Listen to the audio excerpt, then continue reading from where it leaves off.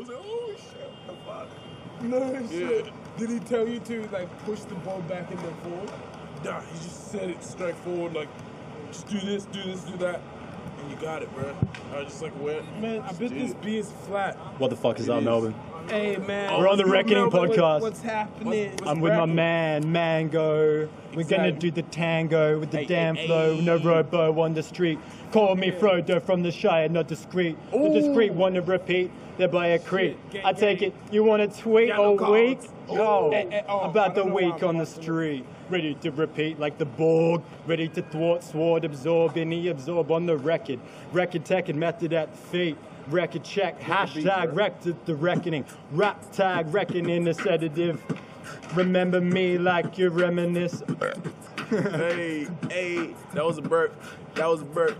That was a twerk. That was a Kirk. Hey, whoa. Captain Kirk. Wait, Captain Kirk. Captain Kirk sipping dirt. Sipping what? Sipping dirt. Sipping dirty water. Perk. Yeah, what? I sip it. Perk. Shit. I don't know what I'm saying. Super sane with the flow. I'm going insane in the membrane. I'm going. Wait. Hey man, someone's got to take over. I don't freestyle, playing man. Insane and flaming on the street. They're saying that I'm Captain Kirk when I'm rapping words. Oh, so absurd. You wanna get triggered like the victim when I'm spitting and living and giving no shits. Flow like overdosing in the ocean. Motion explosive, corrosive. You don't know this? Nah, I'm unknown when I spit the long pole. Oh shit, man. Woo. Hey man, you got bars. Thanks, bro. You got bars, man. Like, you can freestyle, bro. Like, thanks, man. dude, I don't have bars, man. Yeah, sure, of course, bro. Like, There's some peppermint oil on there, man. Oh, peppermint oil on the cigarette. Yeah, that's how I fucking represent the reckoning. Yeah. Well, like menthol, but not shit is the way I describe it. like menthol, but not shit. Where do you get this peppermint oil from? Chemists. I work at a chemist. No shit. Yeah. Oh, yo, I work at a chemist. I twerk at a chemist. I never learned anything in a chemist except where to get peppermint. What's the time? 9:02. Oh shit, I gotta go. Hey man, I gotta introduce myself to the podcast. Hey man, yo, this is sorry dog. This is P Magic, real shit. Like this is the podcast. What's this podcast about, man? It's the reckoning. Ask people what they reckon about shit. Hey man. Yo. What do you reckon about like seagulls, man? Whoa. Them little niggas come at you and they're like, fuck them little seagulls, man. Seagulls fucking travel all the way from the ocean, to fucking the state library just to fuck with you. Hey man, have you realized there's gangs of birds? Hey man, have you realized there's gangs of birds? There's like seagulls and then there's like magpies and like the burbs and shit. They're the locals. They're like, hey, like fucking. Them is open fucking bags, bro. Like they know like how to do that shit. They're seagulls, bro. They choipers, man. There's like just choipers, but like real shit. Yano gods, gangway shit. I gotta go fucking do some shit. I'll meet you back here. This is Mango. Man's gotta be back in a few ticks. Yeah, it's very nice to meet y'all. This is Mango. Yano Kings on the ride. Organic. Fucking non-GMO fucking mango. Check out the booby trap. Booby trap is coming soon. My man's gonna go. Peace. Hey, yo. See you later, Mango. Kind of just like walked off. Hey, but the podcast, man. Yo, the mango, he's gonna go and flow. Ooh. Yo. Hey. Yeah, bro. Where am I gonna find this? Well, it's not out yet, but it's gonna be on like YouTube. If they don't kick me off, because it's fucking controversial, man. What can you do? You know? Controversy, man. Controversy on the streets. Alright, man. It was nice meeting you, man. Peace. I'll send Seamus the link to whatever it is, alright? Yeah, bro. What the fuck is up, Melbourne? We're coming back to you representing with a furry mic of love. 4 old mates. Is that a okay pronoun? Do you all agree with that? Of course, yeah. Old mate. See, that's pretty unanimous. I've found in Melbourne. Some folks are like, nah, don't call me old mate. Fuck you. Who says that? Cunts. Yeah. Maybe pussies. Have you noticed a increase in the pussy population in Melbourne as of late? Oh. Yeah, I reckon so. 100%. What do you reckon are some of the causes for being like folks to become like more, I guess, like spineless and like agreeable. Political correction. Right. Definitely. Political corrections. Yeah, that's where they'll fucking send you if you step too outside of the box.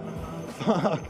Well, shit. Like on that topic, did you ever refuse to do anything that you were told to do in school and shit, and like got in shit for it? Yeah, always. Of course, like always. all the time.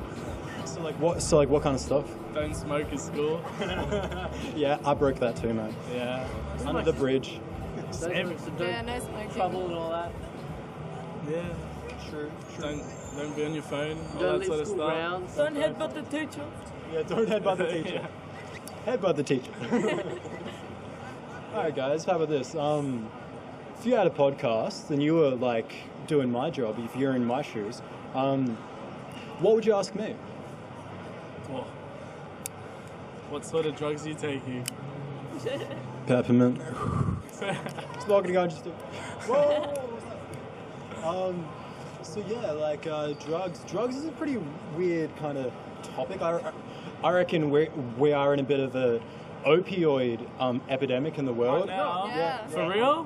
Mostly USA though. Yeah, no. Well, yeah, like most of the states. Baby's been born with like opiate addictions and all that. We have ice problems in Melbourne. That's To be honest, in Melbourne, it's a lot of ice and amphetamines. That's like and the I don't like that drug. I don't like the way people get when they're on that drug. And if you look at like how it was created, you know who created it. It was some German guy or something, wasn't it? No. Wasn't it?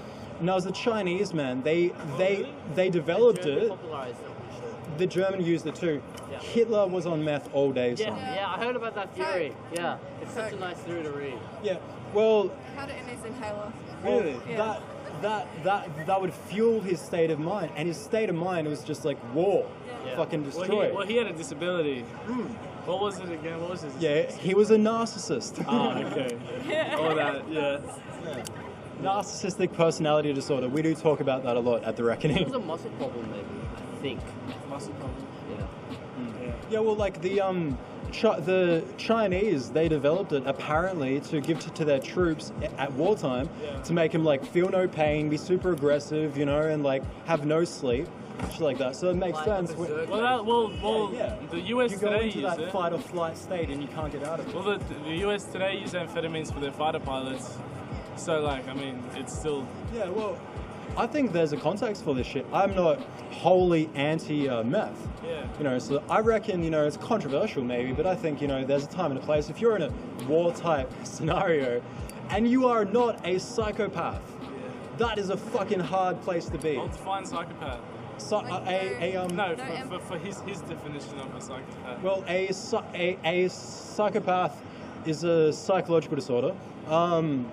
It's often characterized by many behaviors, one being essentially... Antisocial as well. Yep, sure, but like one major one would... No empathy, yeah, that's another one. But the major thing is like, their own primal desire is number one above everyone, right? And they are pathological about distorting the reality that they exist in to suit their own primal desires, ideology and worldview and mindset. For instance, if you have a lollipop and I am a psychopath and I want that lollipop, you are evil, the lollipop is good. So I am justified in laying a fucking reckoning on any motherfucker that I deem, you know, evil, bad. Right, so that's a psychopath. Black and white. Very good. It's pretty spot on. Well, it's kind of like, it's a very kind of broad thing, but that's just in general terms. Yeah. Psychopath is different to personality disorders because a personality is kind of like, you are responsible for the personality that you create. Yeah.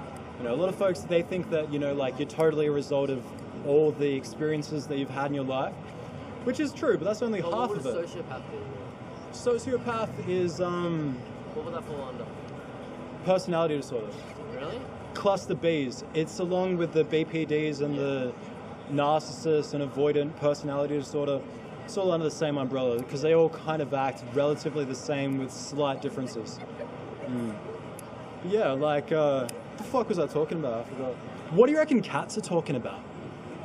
Pardon? What do you reckon cats are talking about? Because they're talking about something, right? They're meowing all the time, come in. Cats are talking about Xanax. Yeah. You reckon? Do you reckon they're on Xanax? No, they can't find it. That's why they're always talking about it. So like one cat got it once, and like he was like the Messiah cat, and they all won't fucking shut up about it. Yeah, right? but now they've seen what it's done to him, and they don't want it anymore. Yeah. Okay. So it's more like a regret meow now. Yeah. So the cats are going through stages. Old mate has left the reckoning. Yeah, because we've actually got a train to catch in about 10 minutes. 10 minutes, ladies and gentlemen. All good, man. So we'll keep this quick then. Are you catching it from Melbourne Central? Yeah, well, we were just, So you need 5 to get down there. So in the next 3 to 4 minutes, do you have some final thoughts you'd like to share to the world, to Melbourne, the collective conscious of Melbourne at large? How would you like to influence it? I'd like to influence it. Well, I think everything's going pretty well as it is. It's fine. It's We're everything's fine. It's not too bad. Yeah. Stop freaking out. Yeah. Most livable city in the world. I know if you're on meth right now, you might think that shit ain't fine, but trust me, it's okay. Oh, it really depends on the stage that you're in. If you've just started it, you may think that like Melbourne is the best city in the world. But it's a few months down the track, it may not seem like that. You'll realise you're legal to be out. Exactly. Yeah. So. And right before you leave, do you notice the direction of the culture of Melbourne moving in any particular direction or changing? And what do you reckon that direction is? In our Asian culture, I reckon. Asian culture. Yeah. That's pretty true. I mean, Asians are coming, Melbourne. just like Communism. That's coming too, but probably not with the Asians. Yes. I mean, Asian basically. Like there's so many it's such high in demand basically, especially like in a white country. And if you've noticed, high demand. No, for real. Yeah, no, I agree. If you've noticed all the new shops opening along Swanston Street, they have money. Asians have money, and it's all they work hard. It's a lot of shops oriented They can count around to 10. selling Asian things from Asia. So yeah. Well, thanks, man. Thank you so much for being part of the podcast. This was so 100 times better than my last interview. Oh, really? So funny. It was like night and day. You should listen to the one before that in this podcast. You'll get a bit of a kick. Could I find it on YouTube by searching The Reckoning? Well, search your name as well. Well, it's not released yet, but as soon as it is, then hopefully if they don't kick me off. Yeah, I don't think they'll kick you off. I don't know, man. It gets pretty controversial. It's the raw idea of Melbourne, the real raw idea. This is what people want to hear. What do you reckon about the collective unconscious, bro? You reckon I don't even know where to start with what it is. Well, when you dream, do you reckon you kind of wake up in a world that we all kind of occupy when you sleep? I don't believe that. No, you don't believe that? No. I believe that we've already lived this life. Hey, yeah, true. So, well, that's a possibility. I'm a science kind of guy. Okay. Yeah. And I know that everything in the universe, at the end of the day, boils down to a wave. Yeah. Right? So everything's a waveform. Yep. So if everything's a wave, why isn't time a wave? Yeah. So if it's a wave, then it means it goes up, it goes down, it goes back, it comes forward. Yeah. So the whole idea of the Big Bang, nobody knows where it started from. What happens if the Big Bang is just the universe expanding, and then one day down the future it all just collapses again and ends up at one finite point, and then that's the start, and then it explodes again, and then we live the same life again and again. Hence the theory of deja vu. It's explained. Well, you feel like you've been there because you have been there. Well, it's kind of like the theory of at the end of every black hole is another universe expanding outside the other side. Yeah. Right. Like the way I think about it, they're most simple creatures. They're just a simple nervous system. They'll see something you touch it, it moves in a certain way. It's simple. As evolution and things developed, we just became more and more complex. I'm personally of the belief that we aren't even in control of our own body. You don't think so? No. You think you're in control, but you're kind of just a passenger along for the ride. You react to certain. See how my hand's moving like this? I'm not thinking about moving it. It just does it in response to the way that I'm speaking, the way that I'm wired up. Yeah. And I'm a collection of just my own experiences. Yeah. And then I'm just, as I go through time, I get more and more aware, and maybe my mind will learn to go in the correct way. Maybe it won't. That's like evolution. If we like have the correct wiring, we should wire to end up reproducing and passing on our genetics. That's the way we're kind of evolving towards that point where we're a mental society as opposed to a physical society, and that's my belief. So your conscious state where you're at right now, you don't think that is in the passenger seat? You reckon there are a lot of other elements involved, right? Exactly. Like your subconscious, It's just and plain your unconscious. Yeah. And maybe perhaps your gut biome. I mean, like, you know, like we're half bacteria, right? Yeah. Maybe they have a consciousness of their own. I haven't added that into my thoughts. I mean, like, why are you eating chips right now? A lot of salty, fried good. I have no idea. Fried goodness. Maybe it's your gut bacteria I personally don't even like influencing your mind. I don't even want it anymore. You don't even want it? No. I'll have it if you want. You can have one of my chickens. I'll do that. I'll eat that chicken. Okay. Save it for me. I'll get it later. Brilliant. I love chicken. How about some coffee, man? What do you reckon about coffee? Like, do you reckon? I think it's not bad. What do you reckon? Do you reckon comedy could be used as like a therapy? I think it can. Laughter is one of the greatest medicines. Yeah. Because like I've found like the best reaction to tyrannical, high spectrum. Yeah. To put it basically.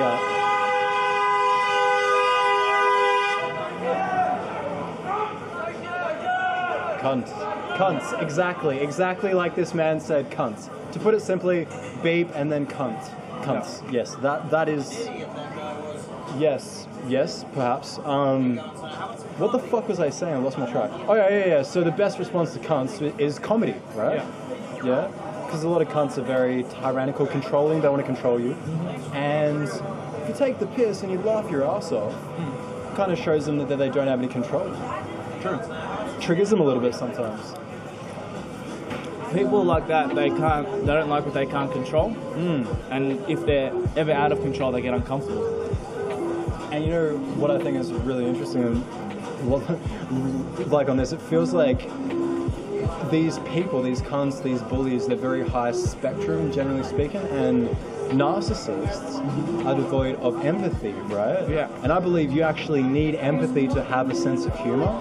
If you don't have empathy, you actually don't have a sense of humor, right? So when you laugh, you know, at them and everyone else starts laughing, they feel that control slipping through their fingers. Yeah. It's the best remedy, you know? Yeah. I reckon you don't need to like reply tit for tat. It brings everyone down to the same level. It's people at the end of the day. It's a very Australian kind of... I think we're one of the most laid back, friendly cultures. Yeah, I agree, but I reckon we're changing a little bit. I'm noticing a lot of people on the street that want to control others, what they believe, what they say, what they think.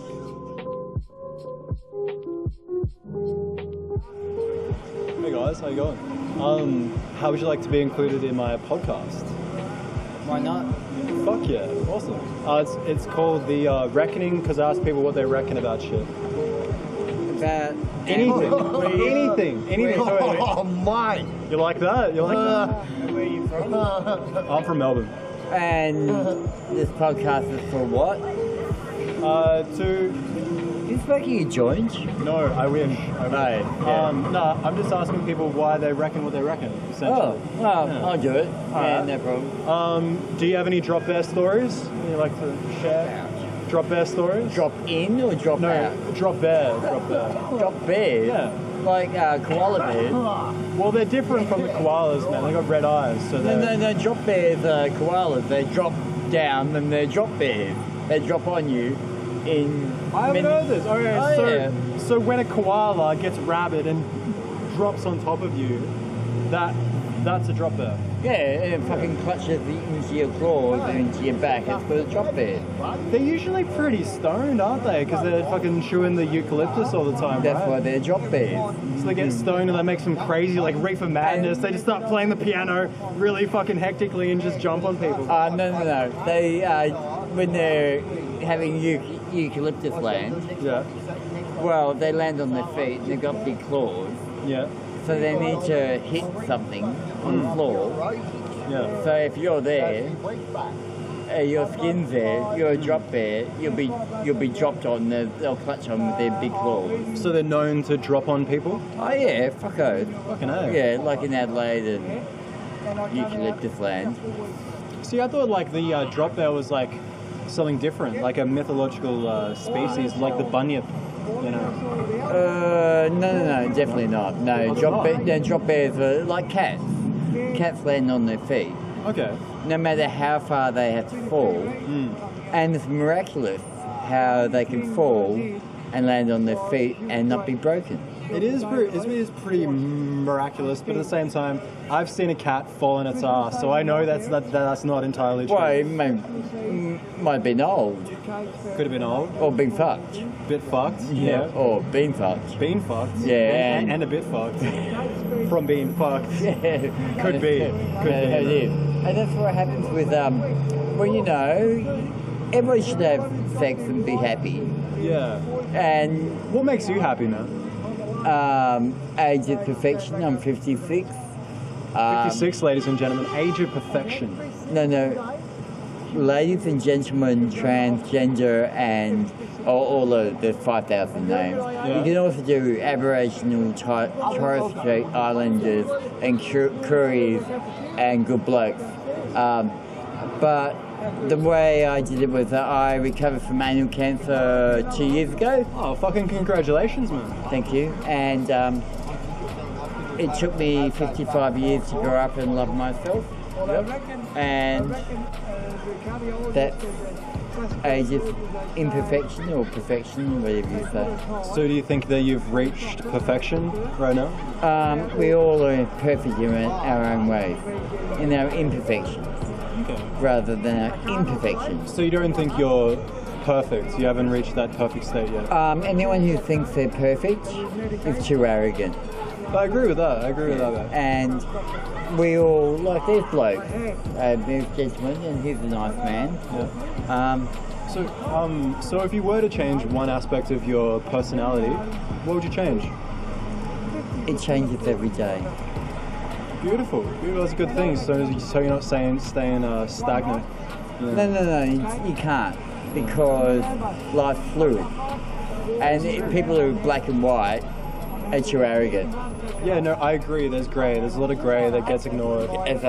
Black and white and brown. I'm black and white, but I'm grey on the inside, yeah, ladies but and you got brown shoes. I do have brown shoes. Yeah, so there you go. True. So you're contrast. Yes. These are hiking boots. They're very comfortable. Yes. They're very easy to kind of move in. $10 elf boots. Elf boots? Yes, elf boots, I would do. I've got elf ears and all that type of crap.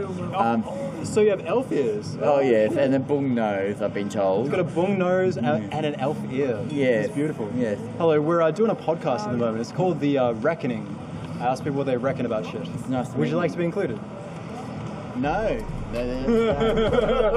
A frown and a turn away, ladies and gentlemen. Yeah, because that's how we represented The Reckoning. She's drinking her coffee and she's given her coffee to her mate. I think you're right. The reason why she frowned and turned away was because she's drinking coffee. What was your name again? Basil. And what's this podcast called? It's called The Reckoning. And you're on Instagram and Facebook? Oh, it's not up yet. It'll be uploaded as soon as I move house. And when are you moving? As soon as I can. I live with folks quite high on the spectrum. But you're not high on the spectrum because everyone falls down. I'm not high on the spectrum. No, I said everyone who believes they're more better than anyone else. Guys, can you move away? Yes. No, it's not funny. It is a bit funny. It's not. No, allow her to have her personal space, I agree. I allow you to have your personal space, isn't it? Yes. Can you guys fuck off? No problem. But I'm going to go. You came here, didn't you? No, we were here, okay? No, we want our personal space. Alright, fine. Good. Yeah, well, give me a moment. I've got my fucking crap behind you, so give me a break. Hashtag wrecked at the reckoning. None to the hash.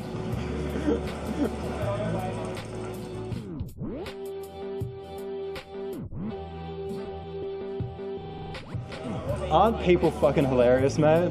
What do you reckon? Bro, good ass. People are so funny, aren't they? Yeah, especially tonight, brother. And you know what's even funnier? When they tell you it's not funny. This makes it even more funnier. What do you reckon? Yeah, bro. It's pretty good shit. We just had a lady come up to our group and frown and say, "You're not funny. No, stop laughing. Go away. Personal space." And I just thought that was hilarious, man. I'm doing a podcast at the moment. It's called The Reckoning. I just ask people what they reckon about shit. Some people get wrecked at the reckoning. Hashtag wrecked. Look, she's still gesturing towards me. She's quite upset, ladies and gentlemen. She's quite triggered. What can you say? Hey, how do you generally react to very serious people? Say no comedy, don't laugh. Smile and wave, bro. Smile and wave. Smile and wave. Yeah, bro. That's it. Is that us? Do you have some final thoughts you'd like to share to the world? No, bro. Fucking tonight has been a shit, bro. Can't break down. That, bro. Yeah. Keep it on the up and up, eh? Yeah. Have a good one, bro. What the fuck is up, Melbourne? We're back at the Reckoning podcast. Coming live and direct. Not really. We're not really live. I just like saying we're live because it's cool. This lady is covering her face, but she doesn't realize that I'm not actually recording with a camera. That you know of. Secret camera in the armpit live stream. No, I'm just fucking with you. How are you all going tonight? What are you up to? Oh God. That's a good question. Yeah, that's a good question. What have you been reckoning about lately? It's been prominent in your mind. Are we really doing Go this? on, Beth. I don't care. You go ahead. I've got nothing to say. No. Samuel? How come a packed tram is always followed by an empty one? Is that symbolic of our society? Expediency? Everyone's in a rush over the enjoyment of the trip. Symbolic in what way? I don't know where I was going with that. That was a good start. It was something. So everyone's packed on a tram, and the other one there's nothing. Maybe they need to get that extra 1 second earlier because they don't have any time to fuck around. Yes. I think it's a bit of FOMO as well. Fear of missing out. If everyone's on it, why would you get on the tram that no one's on? Exactly. What's going to happen? What's so special about this tram, mate? You have to find out. Maybe there's something on there that everyone is on there for a reason. Exactly. Maybe there's a wombat that they're all looking at. Definitely a wombat, yeah. Could be.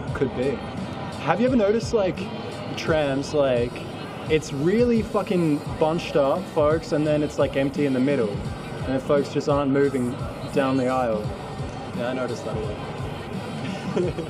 Yeah. Have you ever, like, stumbled into a tram before? Like, in a drunken stupor? Like into it. Yeah. Not in a drunken stupor. Just sober.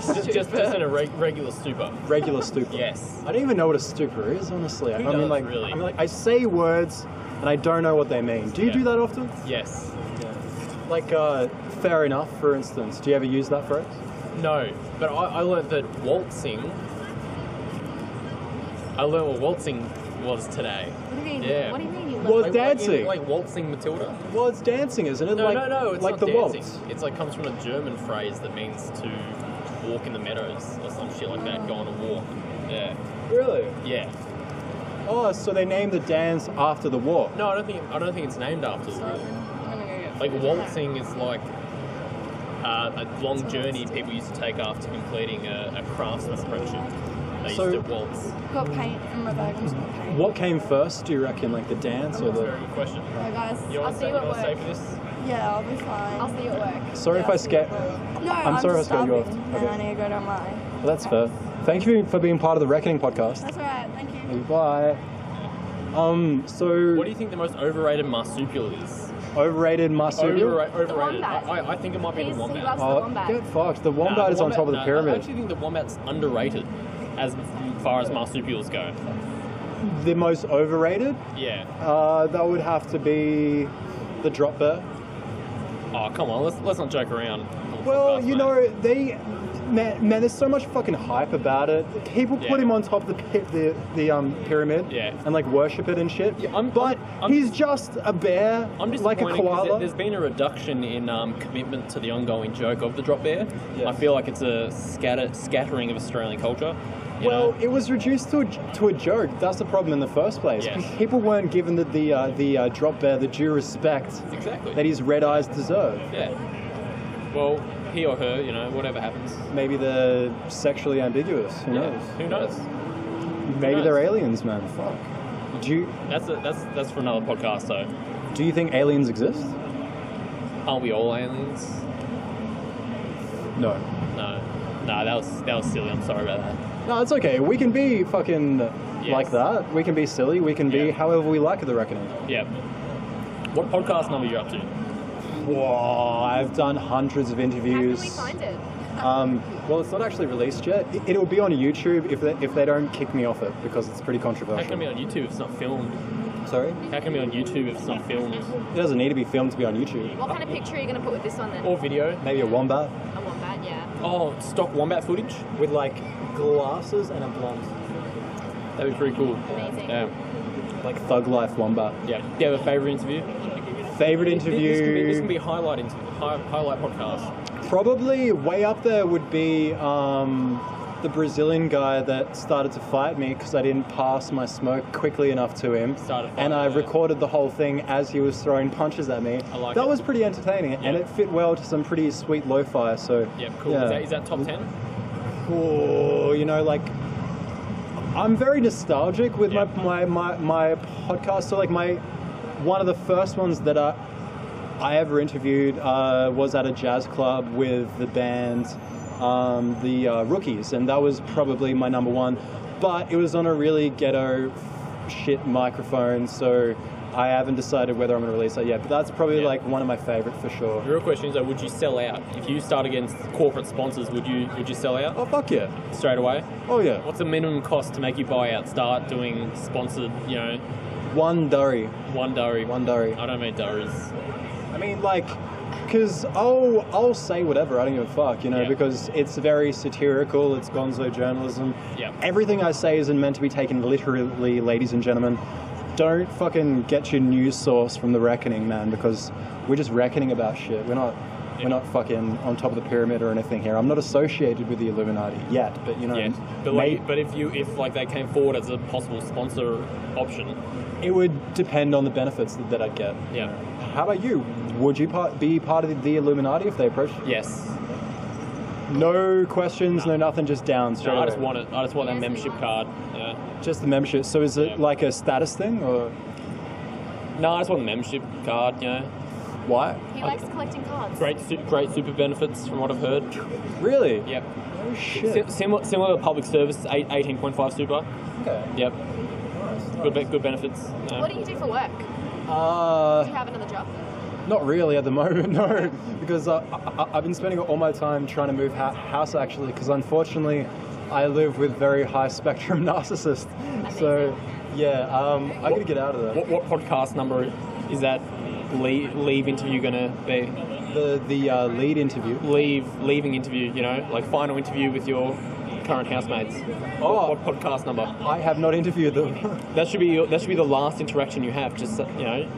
Yeah. Why didn't it work out between us? Well, perhaps. I mean, like I have a policy, you know, like if people treat me with respect and ask me to edit out anything that they say, I do it. Yeah. But if somebody acts very high spectrum and acts like a bully, my response is go fuck yourself. Like I'm getting recluded anyway. I like it. Yeah. So we'll see if they throw a tantrum and act like bullies. Yeah. And less passive, more direct, and if they do that, then yeah, sure. Right now, it's very passive. Cool. Passive, aggressive, manipulative, high spectrum behavior. Do you know much about personality disorders? Have you researched that much before in your time? Not research, but I know a bit. Yeah. Was that a question? Or was that a rhetorical question or a question? Well, have you researched them? No, I haven't researched them. That's fair. Yeah. So do you know what I'm talking about? You're not. Nah, not really. That's fair. Yeah. Next question. What goes into the perfect toasty? The perfect toast. Toasty, you know. Toasty. Yeah. Like, do you think it's like medium brown? Medium brown. Do you think it should prioritize butter or the cheese? Cheese. You don't want to overdo it on the butter because it's a toasty and the butter will melt and it'll get too soggy. Yeah, but there's nothing worse than an over cheesy dry toasty though. It's true, it's true. But what I like to do with my toasties is to off balance that. Is I like to put a little bit of coconut oil on there, so it's like natural moisture. Yeah. So you don't use butter, just coconut oil. I use a little bit of butter with coconut. Yeah. Thai coconuts are the best. Thai coconut. Yeah, I don't know if you've ever tried coconut water, but it tastes like shit. But if you try the Thai one, it's quite sweet. Cool. Can you only get it in Thailand, or is it like just imported? No, you can get it everywhere. Thai coconuts are sold. Cool. What's next for the podcast? Well, I don't know, man. You would need to consult fate for that. For that one. If there's one person you could podcast, who would it be? Ooh, Joe Rogan. Yeah, that was a good choice. Rogan, oh man, he's so great. Dude, he's like my fucking idol, man. Like, part of like my own kind of like gauge whether I've made it or not is if I make it on the Joe Rogan podcast. If I make it on the Joe Rogan podcast, I've made it. What's your biggest critique of Joe Rogan? I'm sorry. Isn't he an MMA person? It's correct. I can't think of I can't really think of much of a critique. I pretty much agree with most everything that he said, honestly. Yeah. I mean, like, I dig the whole idea that he's got the same shtick of my podcast. Like, it's all about, like, what do you reckon and why you reckon what you reckon. And I don't think he's an absolute kind of black and white thinker, which I'm noticing is on the rise in society these days, which is actually congruent with a lot of personality disorders. Are you going to start bow hunting like Joe Rogan? Oh, there's a lot of fucking dedication. Like he says, a lot of work to go into that, so I don't know if I'll have the time. Yeah. Honestly. I mean, that's fucking way down on the list, but, you know, maybe. Yeah. Fuck yeah. I mean, like, I eat meat, so, you know, it's a bit of a cognitive dissonance that I have that, you know, I'll eat meat, but I'm very squeamish about actually murdering an animal and eating it. Fuck yeah. I mean, like, would you be okay just murdering an animal? Yeah. We grew up on a farm, 100%. Well, there you go. So you're used to it. Yeah, you wake up one day and you go, where'd the cow go? Oh, eating it. I reckon I could get used to it, but it would need to take that initial first step of actually like murdering a life and seeing its life force leave, you know, drinking its lifeblood. So that's what happens regardless. It just means it's ignorant. Like, I know conceptually, logically, I know that it's gonna die, and every animal in the world fucking eats meat. Well, not eats meat, but kills each other. You know, so it's natural. I mean, murder is like a part of life almost. You know, and yet you have vegans saying that is unnatural and not part of life. My flatmate is a really big social justice warrior. He's vegan, Marxist, you know, feminist, yada yada yada.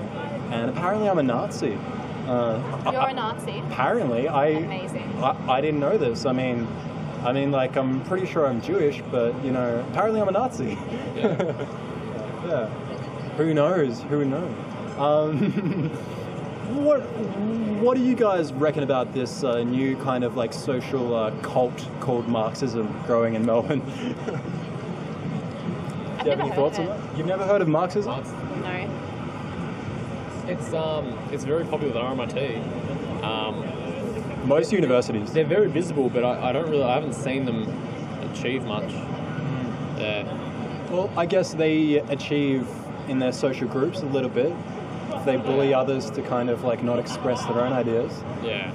I noticed that going on a little bit of emotophobia on the rise in Melbourne. Emotophobia is the neurotic fear of causing a negative reaction in somebody else. Yeah. It's often talked about as the people pleaser syndrome. Have you noticed this going on much? Not really. Being very neutral in it all. Do you play the devil's advocate much in your social interactions? Nah, I don't try to. Just do my own thing. Yeah. That's fair. Yeah. Do you folks play the devil's advocate much in your social interactions? He is 14, so I don't. 14. I don't think he would know much about that. Dude, you look like you're 20. Yeah. You're lucky. It's a good thing. Yeah. You can get away with shit when you're still 14. Yeah. Shit, like that's one of my regrets, not doing more shit when I was younger and could get away with it. Have you done any shit and gotten away with it? Yes, Pat, have you? Have I? No, not really. I haven't. He's pretty good. I'm Alright. yeah. How about in school? Did they ever like tell you to do something you just flat out refused? Not really, no. He did wag today. Ooh. He did, Well, I yeah. was supposed to go to school today, but Yeah. What is the etymology of wag? That seems so weird. Like, what does He that mean? didn't go. Well, I know that, but I just don't know like why wag means you don't go to school. I have no Who idea. knows? It's a mystery. I don't know. Yeah. So you always did everything that they told you to do in school, and you're a good student. Yeah, pretty much. Yeah. What do you reckon about the fellows that like to disrupt that shit and generally like take the piss and kind of like go a bit against the grain with the schooling system? Well, that Well, was me. That was you? Yeah. Yeah. I don't know. Very young. Yeah. So I don't know. Don't really know what's going on. So you were a bit of a rebel though. Yeah, you. Yeah, I was. So like, what did you refuse to do that they told you to do? It wasn't necessarily that I refused to do anything. I didn't refuse to do anything. I just knew certain things I was doing was not necessarily appreciated. Yeah. So they weren't. So what you were doing wasn't appreciated. Oh, like I would wag school. You know, if something was out of bounds, I'd do it anyway. You know, we had like a hands-off policy, and I'd like hug my friends in front of the principal and get suspended. And For real? Yeah. So you can't hug in your school? well, that was my first high school. It's like a fucking Footloose kind of scenario, isn't it? Yeah, literally it is Footloose. Yeah, 100%. Yeah. Where the fuck are we going with our schools where we can't hug people? Yeah, it's pretty crazy. It's pretty crazy. Yeah, It is. it's physical abuse. That's what that is. Hugging. Yeah, well, exactly. I mean, like, if you don't give a baby, like, if you don't touch a baby, it'll die. Yeah, Like, exactly. Physical touch is, like, vital Yeah. for their development. And, what do you reckon dreams are, if you were to speculate? Like, what do you reckon is going on there? It's a very deep question. A very deep reckoner. Dreams can be a few different things. I think it depends on context and what you want it to be. Everyone dreams differently. What do you reckon it is? Well, it depends on what kind of dream I have. Dreams in general, what do you think they are, if you were to speculate? Well, do you think there's a difference between dreams and nightmares? Well, a nightmare is a form of dream, for Yeah, sure. So you think they're the same? They're not exactly the same, but they're both dreams. Okay, so in saying that, a dream can literally be anything. Is a dream grass? Sure, if you want it to be. So it is if I want it to be. Mhm.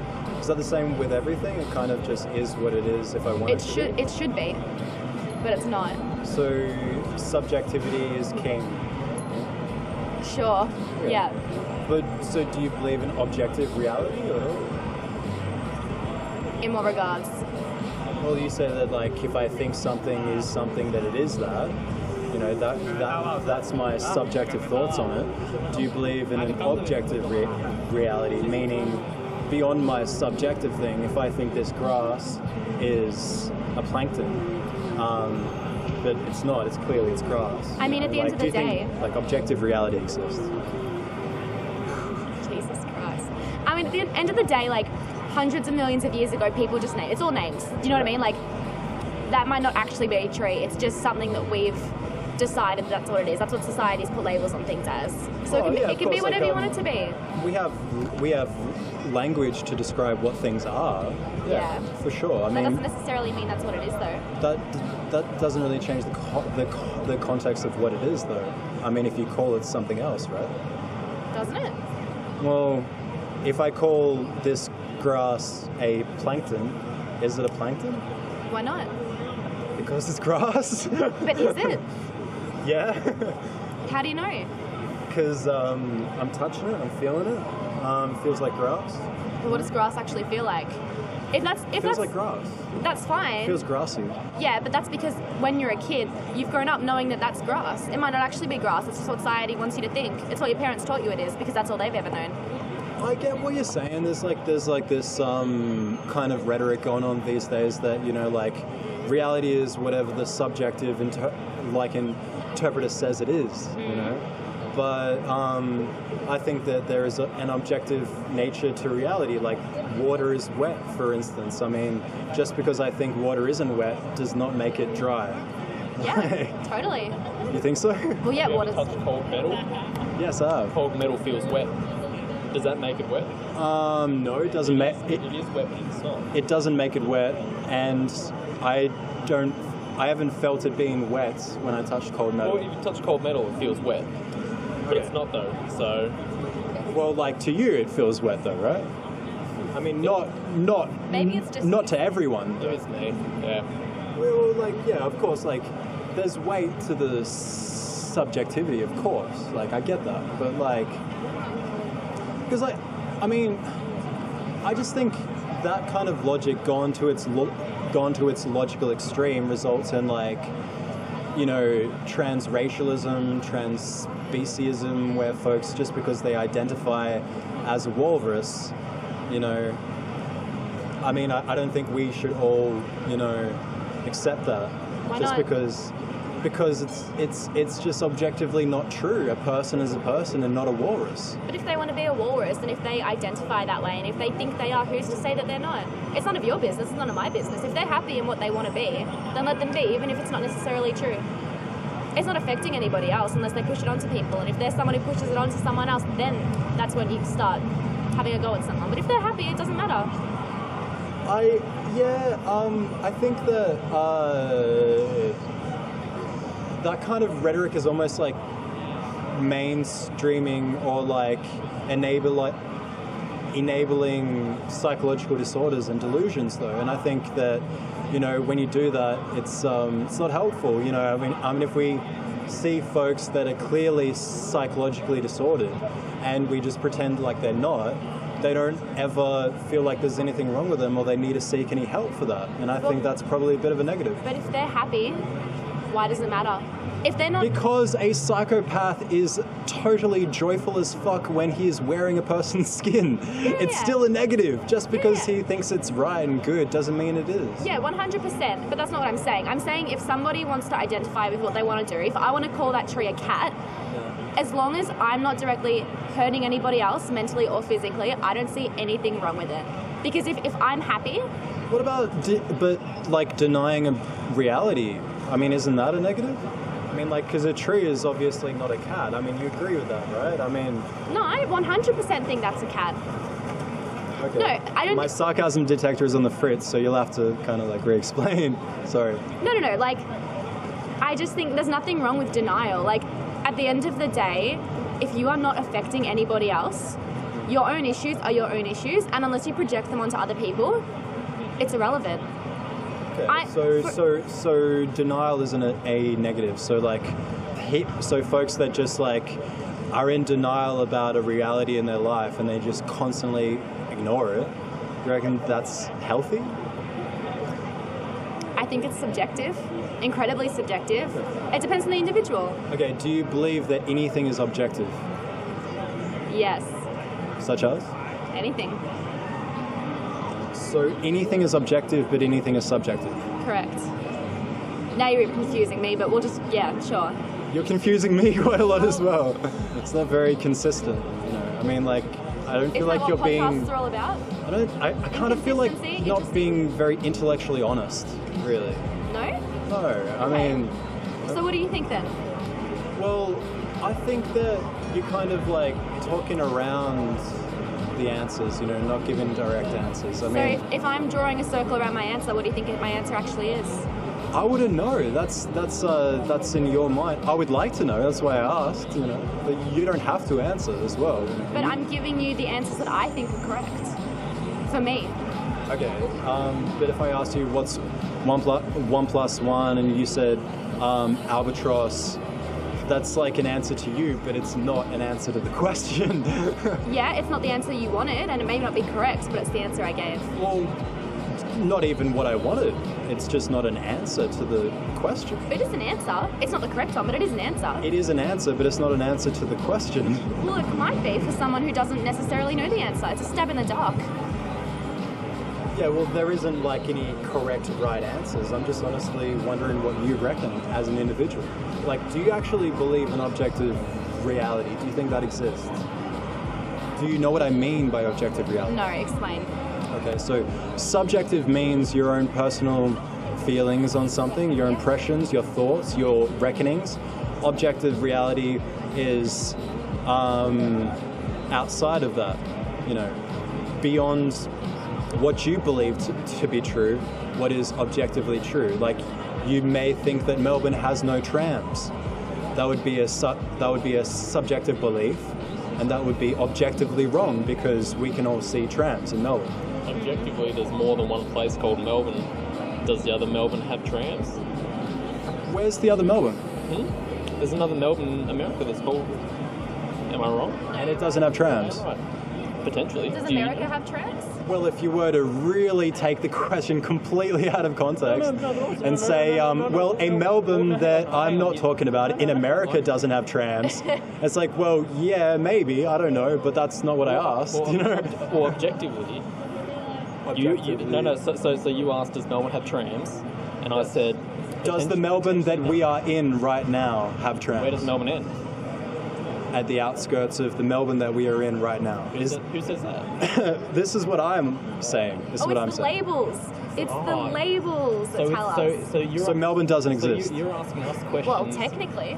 Technically, Melbourne doesn't exist. You're asking us questions, but only accepting answers that apply to your context of everything. So really, it doesn't matter what we say because unless it's right according to you, you're just No. I just said there isn't any right or wrong answers, but there are answers that are actually answers to the actual question, and then there's responses that aren't actually an answer. Like I mentioned before, if I were to ask you what is 1 + 1, you said albatross, that wouldn't be an answer to the question. Because 1 + 1 is a mathematical truth. Everything you've discussed so far has been, you know, untruthful? Dependent on the person you ask.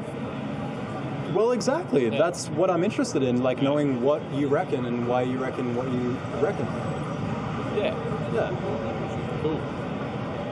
So does Melbourne have trams? The Melbourne that we are in right now? Which one? The Melbourne that we are in right now. Does this Melbourne have trams? Well, I don't know, does it? I'm asking you. That's what I'm asking you. What do you think? I think that it does. Do you think that it does? I don't know, I've never been to the Melbourne, USA before. You've never been in the Melbourne that we're in right now? No, the one in the USA. I've never been there. What was the Melbourne that I was saying?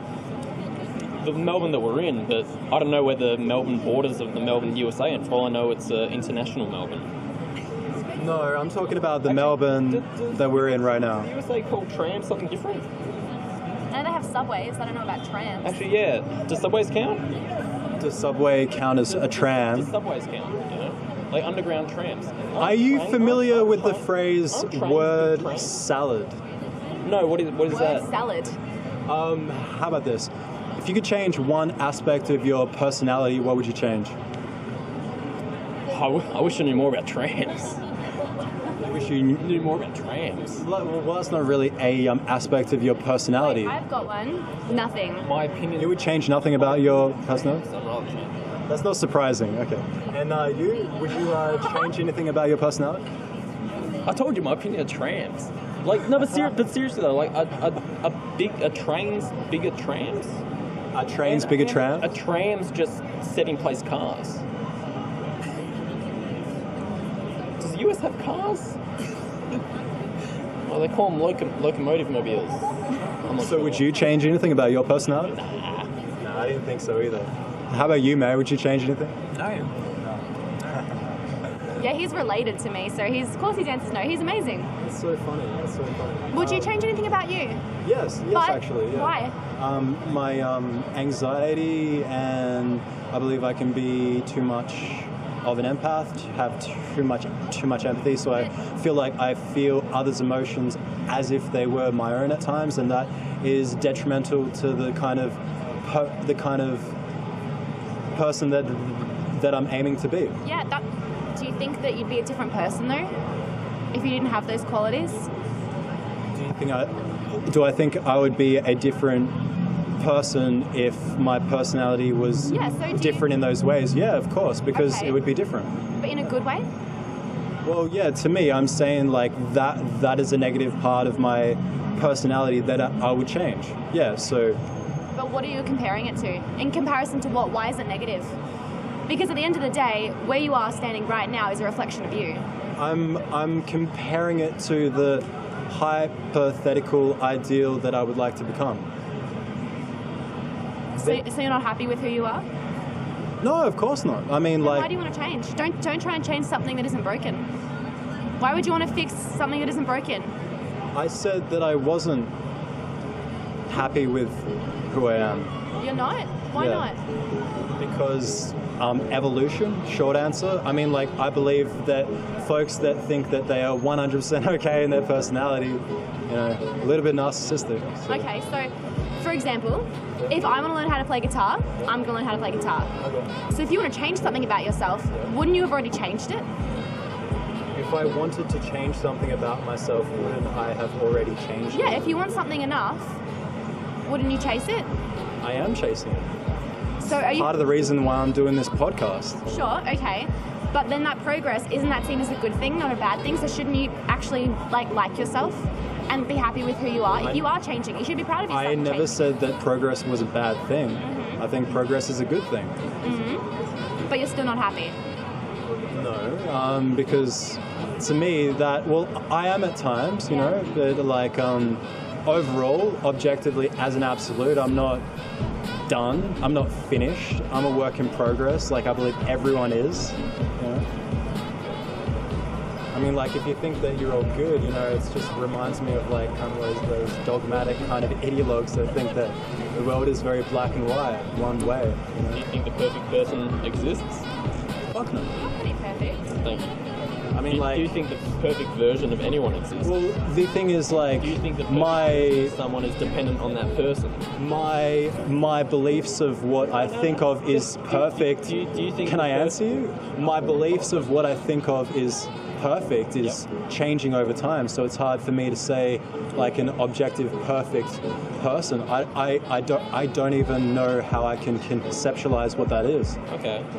So do you think if you were to write down what the perfect person is on a piece of paper, and I was to write down what the perfect person is... I wouldn't write it down because I don't know what it is. Or the perfect... Oh, well, your opinion on the perfect anything. If we were to write down our idea of the perfect anything on a piece of paper, do you think that would be the same? Well, again, I wouldn't write... It was a simple question. It was a yes or no. Well, I'm not a very black and white thinker, you see. Well, you don't have to be a black and white thinker. That's just a yes Context. Listen to what I'm saying. I don't know what is perfect. Okay. Yes. Yeah. So how can I write it down if I don't know what it is? Because it's your version of it. I'm asking you to write down your version. I don't have a version. I don't know. Everyone has a version. Everyone. You can create so I do have a version. So you think I do have a version and I'm just lying about it? No, I don't think you're lying about it. Okay, so you think I'm not lying, but you also think that I have a version of it, but I'm telling you that I don't have a version of it. But I'm not lying. I think you were very good at avoiding the question because I think you knew that you were about to accept that What question do you think I avoided?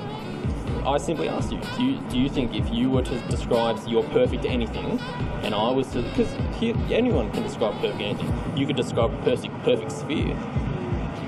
The perfect sphere has the same radius in every direction. See, that's something you could describe as perfect. Perfect in the context of making a thing completely... anything. Perfect anything. Spherical, your yes, idea of perfect sure. would be different than my version of perfect, and I sort of felt like you knew that you were about to admit that. I understand. That it was so like, on all right, no. Yeah. I understand. So like, perfect in context to something. So what are you talking about in context? Anything. Perfect. Anything. The grass. Well, that would be How would you describe your perfect grass? So it makes sense to me where you were to say like a perfect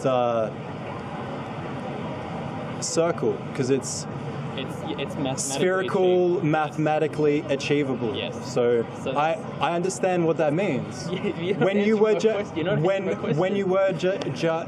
just to say perfect grass, I don't understand the context of what is the gradient of perfection. You know. So describing something perfectly is achievable because you can describe a perfect sphere. So thus you can achieve something. You can describe something in as the context of a mathematical sphere. Yeah, for sure. Yeah, okay.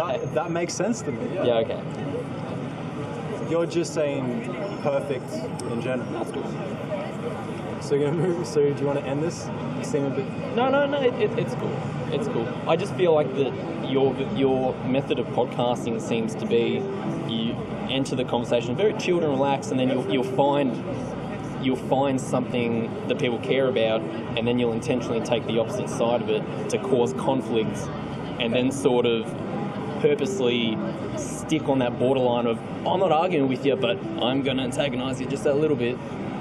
Yeah, well, I don't know if that's just devil's advocate is a good tool to use to actually intentionally antagonizing people. Do you think I was intentionally antagonizing you? I think you intentionally know that people get aggravated due to the way that you question people. Do you feel antagonized by what I've asked you? No, I think you're playing the line very well, in that you get people you're not antagonized. I am. So you're antagonized. For sure. Okay. And do you believe what I said was antagonizing? Yeah, 100%. All right. What in specific did I say that was antagonizing? You're continuing to do it though, because you're not responding to what I've said. Doing what exactly? Well, you're not responding to the fact that I said, oh, you're being antagonizing, and you've now requested exact information for why. I'm not responding to that. Yeah, you haven't. Because all you said I am responding to it. No. I'm asking you, what have I said or done that was antagonizing? You're continuing to do it. You're not. Okay, what am I doing, man? That's what I'm asking you. What am I doing that's antagonizing? It's the way in which you ask questions. Like the way so the way in which I asked. Yes. Not what I asked, just the way in which I asked it. Yeah. So could you describe the manner in which I asked it? Keep doing it. Keep doing what, man? You keep. It's just. I don't know. That's what you're doing. That there. It's just your. But like what? What is it? Huh? What is it that I'm doing that is antagonizing? I honestly want to know. It's the exact way that you're continuing to ask me, why am I being antagonizing? So I feel like you're playing the So I'm asking you why what I've said or done that was specifically antagonizing is antagonizing. And as I said, like in itself. As I said, you seem to have found why you seem to have found. Is anything not antagonizing that I've said? No, absolutely not. Yeah, no. When you first entered, you're like, hey guys, do you mind if I bum a lighter and have something? And then we're talking about wombats, and we're talking about the most underrated and overrated marsupials. And during that entire line of questioning and discussion, you were awesome. Because I didn't disagree with you, did I? No, that's not true at all. We did disagree, because I said the most overrated was the wombat, and you're like, no way, man. And I'm like, actually, you're right. Well, that's joking. That's satirical. But now we've got into the real kind of kind of questions. You're feeling that I'm being antagonizing. It's fine. It would have been fine for you to come in and accept that other people have different opinions on things, but you refuse. I accept that. So you think I refuse? Yeah. That other folks have different opinions on things. Is that what you're saying? No, but you very much refuse to accept that other people have different opinions on that topic. I refuse to accept that they have different opinions on topics. You very much do. Because it seems. What have I said or done that? It seems very much that if someone had said, I believe this, you would then demand an essay written exactly why, with citations and peer reviews, and you refuse to accept that some people. I demanded all that, citations. And you're being very antagonizing. I'm antagonizing you right now. Yes. All we're saying. Do you know what? I want to say something. I want to say something because, like, I've noticed this same kind of response a lot from people, and I'm noticing, and it usually comes from certain personality types, and very often it's the folks that don't play devil's advocate, that don't like to actually have a debate or a discussion or explain why they reckon what they reckon, and they get very uneasy when folks are critical about their beliefs and why they believe what they believe. There are certain things in which you need to accept that reality is a certain way, but... So you believe in objective reality? The way you're describing it, yes, I agree with some of what you said. But listen to me, okay? She flinched, don't worry, I'm not going to hit you, I'm not a violent person. What? Oh, No, I agree with you in a lot of things, right? But the way in which you go about it, it's just antagonizing.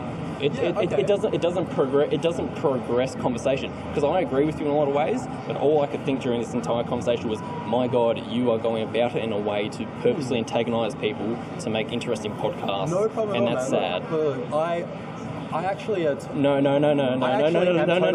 Listen. I'm actually totally fine you are with having having another opinion than me. But no, you're not, though, because the entire discussion you've had over the last half an hour has been you riding the line of, I want to continue this conversation. Sad, antagonising. It is, though. It is. You know what it feels like? If what have I said or done that is sad and antagonising? It seems that you're very much riding the line, so the conversation continues in a way that is antagonising for the other person until they eventually go, oh my God, you're really antagonising, and then you go, no, I'm not, give me a single reason. Do you think it could be seen as antagonising for someone to say that you are all these things, you are sad, you are antagonising, and not explain what they have said or done to lead them to that conclusion? Do you reckon that could be seen as antagonising? Yeah, sure. It can be. It can be very antagonising. But in the same way that we may be antagonised, and, you know... What does antagonise even mean? Like, what do you mean when you say antagonise? Antagonising is to directly make someone purposely uncomfortable. Is that what you mean by that? Yeah, I think that's a good definition of it. Do you think I'm intentionally trying to make you uncomfortable? No. I think you have a vested interest. Sorry, interrupting again. I think you have a vested interest in making people uncomfortable and antagonised, because at the end of the day, you're trying to make an interesting podcast. If you were going around podcasting people that agree with you on everything, no one will listen to it. But if you can get a Brazilian guy to throw a few punches at you while you film it, good for you. People are actually going to watch it for once. So do you reckon I was antagonising him by not passing my cigarette quickly enough? Well, you say that, but then again, I wasn't there. Were you antagonising like this at the same time? Like what? I really don't know what you mean by antagonising, because you haven't explained the concept. Here's the thing. If you think... Like, what have I said or done? Explicitly, literally. If you think this strain of conversation that you had hasn't been antagonising, then I think you need to check your sense of reality, because you are very antagonising at the moment. I would love to check my sense of reality. Yeah. I'm very open to the possibility that I am being objectively antagonising. Yeah. Hence why I'm asking you, what have I said or done that was antagonising? And you haven't actually said anything apart from the way in which I talk. It's just your tone of voice. It's the tone, it's the way. This is what I get all the time. So, it's the way, it's the feel, it's your vibe, it's your vibe.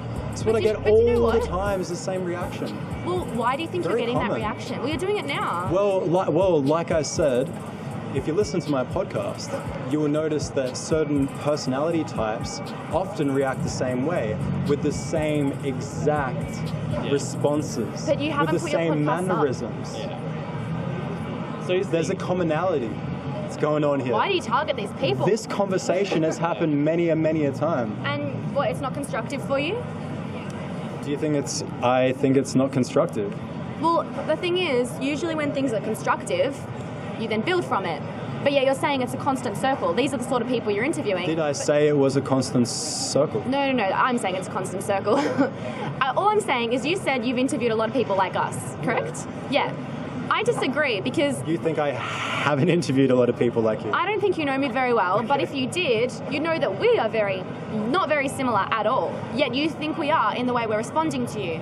Well, in the context of your behaviours, you do show a lot of the attributes of certain personality types, yeah. Yeah, sure. But that could just be a reflection of us and how we are portraying you as a human, not necessarily us being similar. Sorry, wait. Your behaviour is a reflection of me. No, I'm trying to understand what you're saying. Well, you're making me react a certain way, regardless of me. I'm making you react that certain way. Well, yeah, you're evoking... So you don't have that choice to react the way that you choose to react? That's not necessarily true, but at the end of the day, if someone gives me chocolate... I'm making you react this way. Oh my goodness. If someone gives me chocolate... It's called the Socratic method. I'm just asking why you reckon what you reckon. Do you study? Do I study? Yeah, do you go to uni or study, or do you... I study personality disorders, yeah. Like at a uni? No. At a university? Not in uni. At an established institute? No, not in an established institute. Okay, cool. In his own time. I just want to clarify. What a sad armchair psychologist. No, it's cool. I just want to know. Oh, just wanted to know. So do you think... So it wasn't a intentional devaluation at all? No, absolutely not. But I'm very sad. Do you think you were being antagonising just then when you mocked the way I said it? Well, the thing is, like, I'm not actually sure what you mean by antagonizing. If you were to give the context of what you mean by it, I can respond to whether I think I'm being antagonized. I believe that you absolutely do know the context and the meaning of antagonize. I know what you mean by antagonizing. Hey, I hope you let me finish. I don't actually. That's why I asked you what you mean by antagonizing. I think you absolutely know what I mean, and the fact that you continue. I don't. I'm asking you. What do you mean by antagonizing? You're not going to let me finish. What's the point of interviewing me? You can finish, man. Are you going to let me finish? Look, there isn't going to be a set speaker has 5 minutes, other speaker has 10 minutes. No, we all speak to each other. Conversation is a two-way street, man. Okay, fine.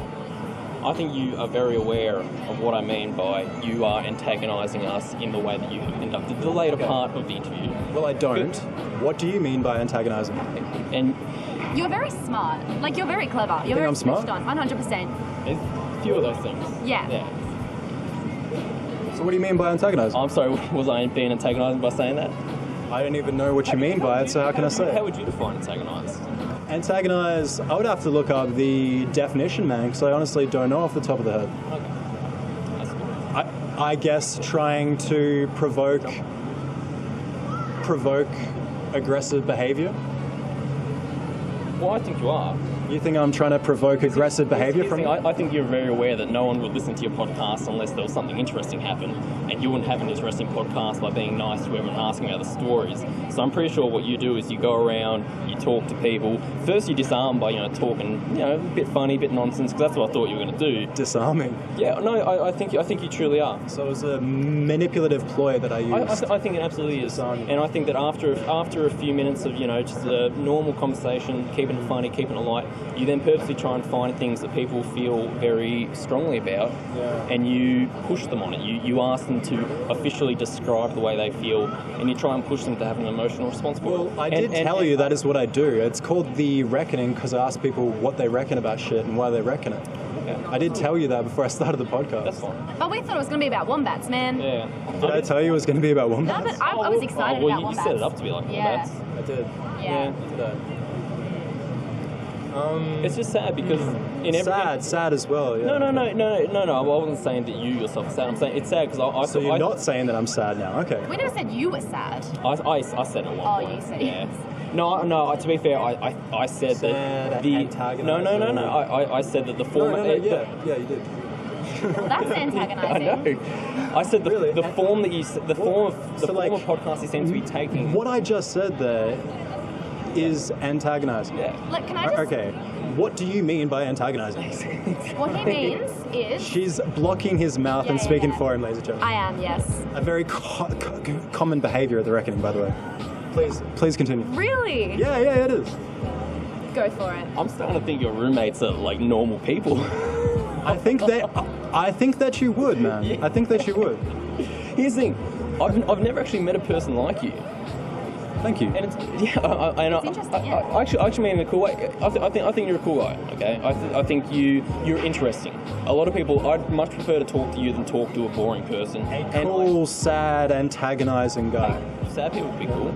Sad people can absolutely be cool. I think. Really? I think you're a unique guy. So you said that as a compliment? Yeah, or? I did. Really? Yeah. I mean it. I think you're a unique guy. And I think you're interesting, and I think a lot of people are really boring in their everyday shit, and I think you're generally interesting. But I've never met someone like you. I don't like it. You don't like it? No, not because you disagree with me, because I'd be perfectly happy if you disagree with me. You don't like it, sad, cool. I just feel like you disagree. You disagree with me in a way that purposely tries to make me go, You disagree with me in a way that's purposely antagonising when there's lots of ways to talk to people and disagree with them without trying to antagonise them at the same time. And you don't do that. I think you are going around hoping people eventually tell you to fuck off because then it makes you interesting listening. Okay, well that's a fair point, man. But the thing is I apologise if I called you sad. It wasn't fair. You don't need to apologise at all, man. No, but it's not nice. It's not nice. I've been called way worse shit, but niceness is overrated if you ask me, man. Have you actually ever looked up the etymology of the word nice, like where it comes from? No, I have not. It means coy, dainty, agreeable, fastidious, naive. What's wrong with that? I think it's a bit synonymous with plankton people. Spineless yes men, emotophobes. You know what though? On SpongeBob SquarePants, Plankton is a fucking devil. Yeah. So I don't know what you're talking about. That's a good point. Talking about psychology. Entire theory? Wait, who wrote that entomology? You should write to them and say SpongeBob SquarePants. It solves it. Plankton is trying to steal. Who did write it? I don't know. People that study words in the history. Losers. I don't know exactly. That go to established universities. Yeah. Losers. Yeah. Established university losers. Yeah. Well, I mean, I don't go to university, and I dropped out of high school, so. Me too. I'm on the same page as you. You're on the same page as me. Yeah. Well, not entirely. We're in different books. I really doubt that. We're different books, different libraries. I feel like we're on different planets almost. Like I feel like I Do you might wish be on we were? Pluto. I might be on Pluto. Where am I? And you guys might be on Earth. Oh, I'm okay with that. With the normal people, you know, like you said, you know, my flatmates, you probably get along with them. They're probably very normal, yeah. It's normal to just like call someone a racist, bigoted, fascist, Nazi, sexist, without even ever explaining the reasons why. But do you know what they said? It was the way. It was the tone. Yeah. Exactly. Yeah. So. But it is. So, well, you know, like, I'm open to that. I'm actually open to criticism. I want to hear it, but a lot of the time, it's not actually given any context.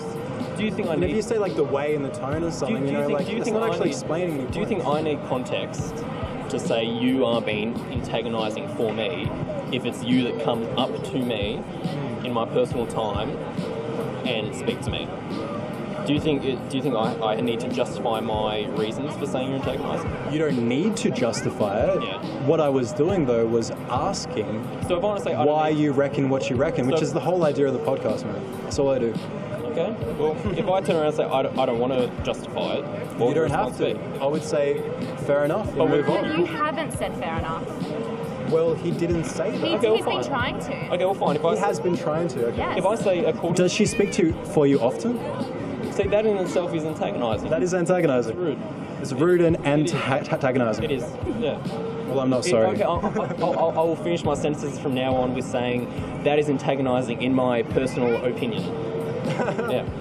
Okay. Yeah. Seems like so much I say is antagonising, and I'd actually be okay to entertain you guys and try to be less antagonizing. Okay, cool. But the thing is, I truly don't understand what the fuck you're saying about me being antagonizing. Okay. I don't know what I've said that was antagonizing to you, which is why I've been asking you what it was. So it's my tone. It's the tone. Well, there you go. Okay, do you know what? If What? I told him that I loved him, and I was like, yeah, I love you. Yeah, I love you. Do you think I'd mean that? I have no idea. How would I know that? What, does that not sound like I mean it? Yeah, yeah, you're my friend. Yeah, you're alright. You're kind of nice. You're alright.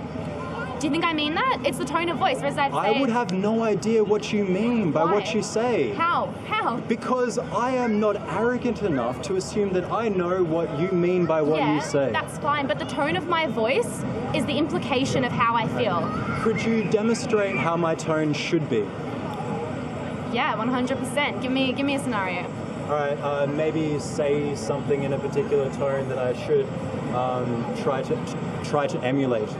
Okay, well, instead of being mocking and sarcastic and, trying to emulate something, you need to actually understand. Oh, there you go.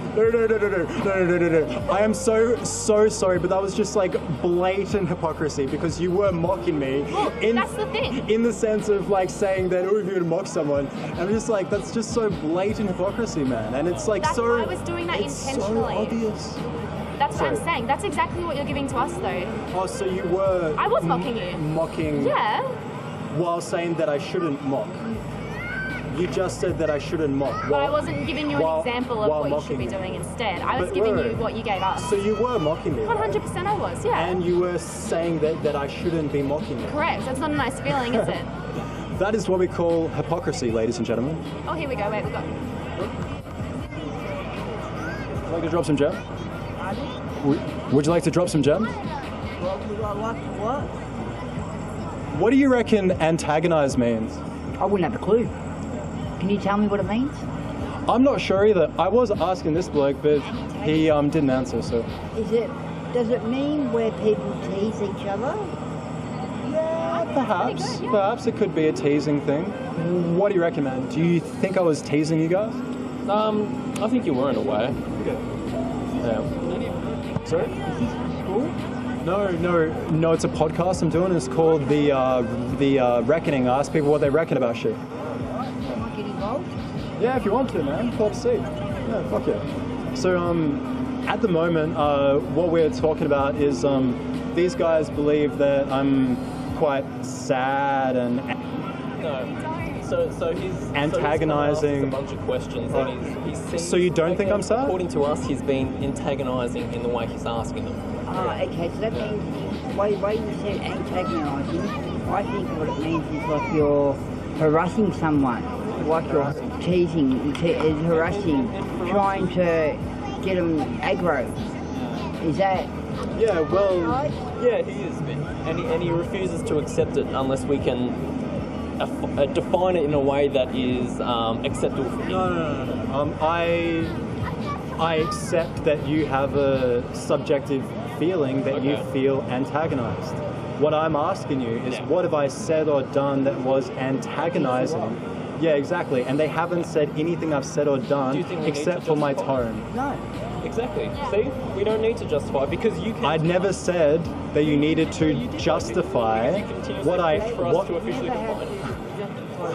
Thank you. And he's continuously saying that we have to. Did I say that you have to? Yeah, you did, because you continuously pushed the question. You continuously pushed the question and interrupted us during our attempts to answer the question because we wouldn't answer it in a way that was acceptable for you. Did you interrupt me? Lots of times. So you're saying it's bad that I interrupt you, but you interrupt me? Well, when you ask me a question and then interrupt my answer, yes. And what answer did I interrupt? The answer that I was providing. Which was? He didn't know. You managed to say, if you're going to interrupt someone, say, excuse me, sir, or young lady. Like, manners does go a long way. Yeah, for sure. Well, you know, I try to be respectful. You know, like, these folks... I don't believe that to be true. So do you think I try to be disrespectful? Not disrespectful, but intentionally antagonising in the way that I define it. Do you think I try to be respectful? I think that for you, according to you, you are respectful, but you don't take into consideration that other people's version of respect is different than your own. You agree, so do you reckon I'm being disrespectful as well? Sort of. By in what manner? Harassing them. You think I'm harassing them? Well, not harassing them when you're antagonising, when you're interrupting, when you should have said... In which way? Can I give you a question? Can I ask you a question properly? Okay. You say ask nicely, you're not harassing someone, you're not doing it to no one, you're just being nice and polite. So you think I'm being harassing right now? No, you're not being harassing. You don't think I'm being harassing? Because you're asking it nicely and politely. So you do think I'm being harassing and you don't think I'm being harassing? Are you confused? Are you back to front? I am a little bit confused because you said that I was being harassing and then you said that I wasn't being harassing. So you're being nice and I have a bit of cognitive dissonance here going on because I'm sad and I'm not sad and I'm being disrespectful and I'm being respectful and I'm not being respectful. Something we call word salad, ladies and gentlemen. A common trait that we notice at the Reckoning. We're going to go. We have a 14-year-old home. It's actually been a genuine pleasure. I hope you're the best for your podcast. Yeah, you too, man. Thank you very much for being part of the Reckoning. Yeah. I'm a hugger. Yeah, I have to have a hug. We'll see you in the collective unconscious, Melbourne. Stay classy, resist the assimilation, none to the hash. That's right.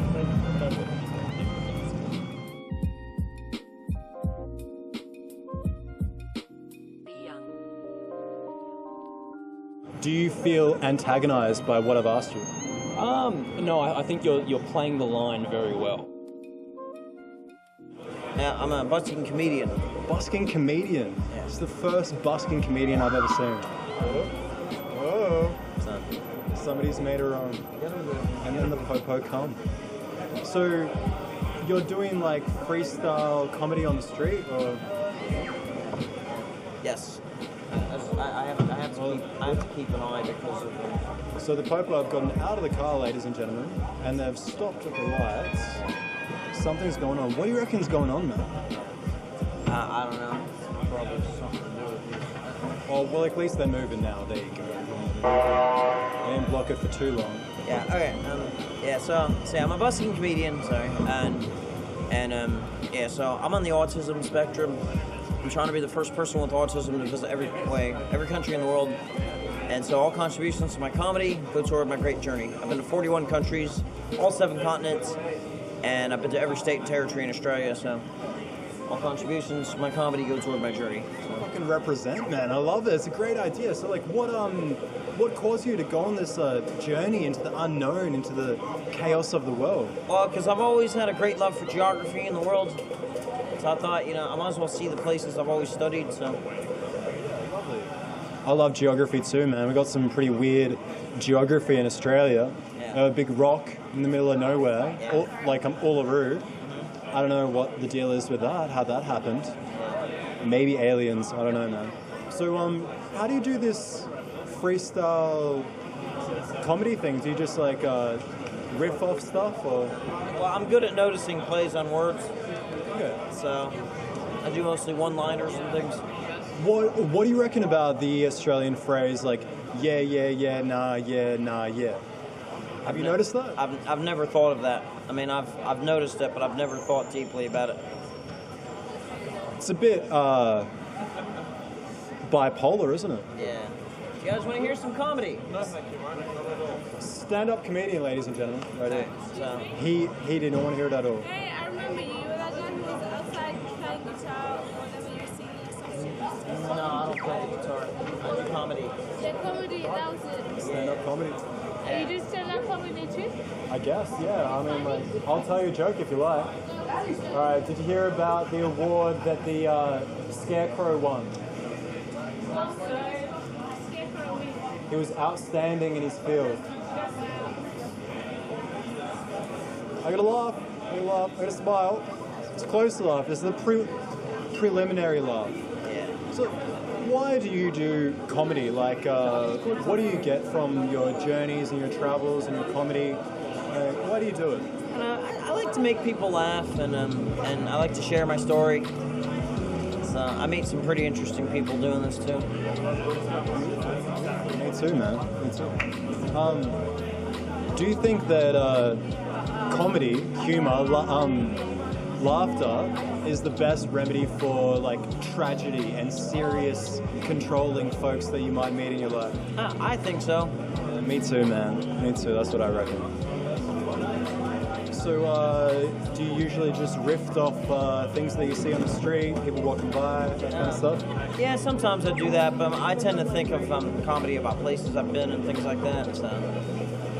Do you have any jokes you like to share? Okay, so actually, tell me, where are you from? I'm from Melbourne. Whereabouts in Melbourne? Coburg. Coburg. Okay, so what would you call a group of large fields full of flowers? Broad meadows. That's true.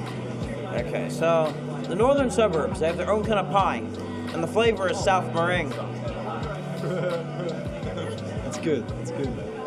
So I walked up to this bloke the other day walking his 2 dogs, and I asked him, "Are those Jack Russells?" And he goes, "No, they're mine." Alright, that's good. That's good. I like that, man. It's funny. Who's your favorite comedian at the moment? I'm a self-taught comedian. I don't even own a TV, so I don't watch comedy. Oh, really? Yeah. What do you reckon about this joke? So, like, I found out that I'm actually, like, genetically Jewish recently. Like, my father's pathological liar said my last name was made up on the border by an international spy. Wrong. Not true. Found out that it's actually Jewish. But I'm not, like, a fully complete, evolved Super Saiyan level 3 Jew. I'm just kind of, like, Jew-ish. Yeah, I was lost halfway through it. You were lost. You didn't pay attention. What do you think? Yeah, That's the key to comedy. Yeah. Do you know the key of comedy? Most important thing in the entirety of comedy. Timing. Yeah, it could be. I mean, I'm sometimes given these really long pieces of comedy that, you know, and sometimes I get lost halfway through it. It's like, so you like the short burst. Yeah, I do mostly stuff like that. I feel like if I do things that are too loud, then I'd tend to lose my audience. Too loud? No, too long. Too long, yeah. No, I agree with that. If I was doing walking past, you're gonna do a quick shtick. Yeah, if I was doing comedy in a club or something like that, if I did most of my gigs in clubs, then maybe I'd think of longer stuff. But so you're gonna ask me something? What the fuck is up, Melbourne? We're back at the Reckoning. Comedy live and direct, representing with Old Mate, eating a kebab, and yeah, I just noticed that he was smiling, enjoying his shit. And I just thought I'd like to give him a bit of props. I drop some gems on the Reckoning podcast. I don't have any things to say, but I have a lot of things to say. Yes, but no, but yeah, but nah, but yes, no, yeah, no, yes. Affirmative, negative, affirmative, yes, no. It's like binary code, isn't it? Yeah, maybe they're like communicating on the singularity level, perhaps. Maybe the AI has already infiltrated our minds, man. What do you reckon? Perhaps.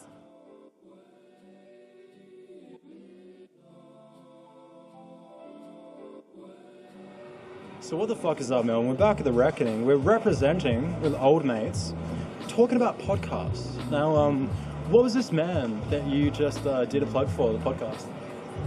You mean Josh Wade? Yeah, Josh Wade. Oh, so yeah. So I don't want to be marketing him or advertising him. Okay. It's just someone I listen to on a regular basis.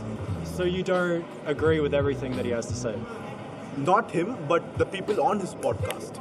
Yeah. I don't agree with everything the people who appear on his podcast say. Yeah.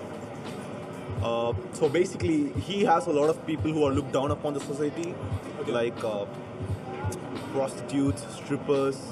Oh, he has them on his podcast. On his podcast, so he speaks to them. So they like kind of share what they go through in the society, how they come up. No, I'm just. Yeah. So very interesting. So they give a really lot of good point of view, which you wouldn't expect. So 70%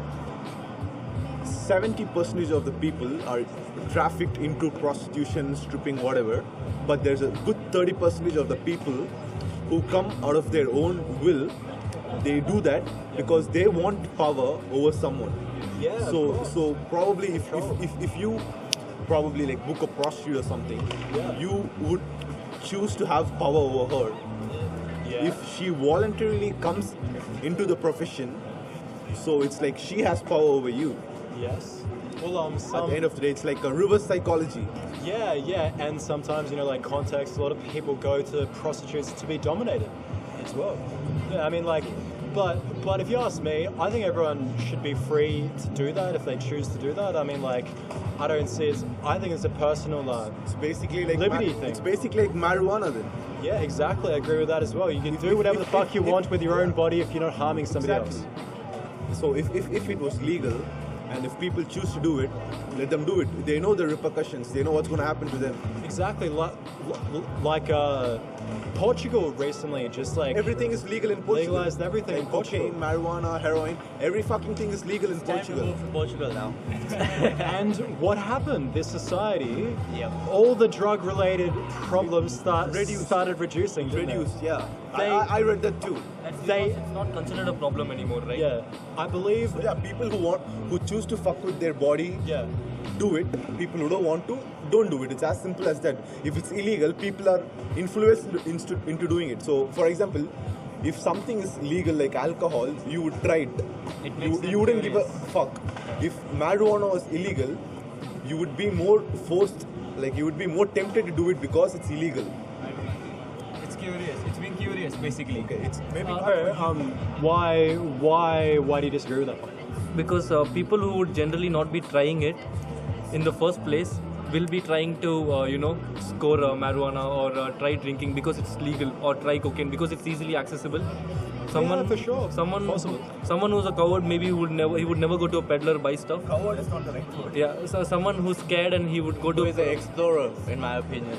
Yeah, some folks might feel a bit intimidated about the process of seeing a drug dealer. Exactly, yeah, and he would never try to attempt it in the first place, but now because it's legal, he'll go and maybe he'll get pulled into that shit too deep.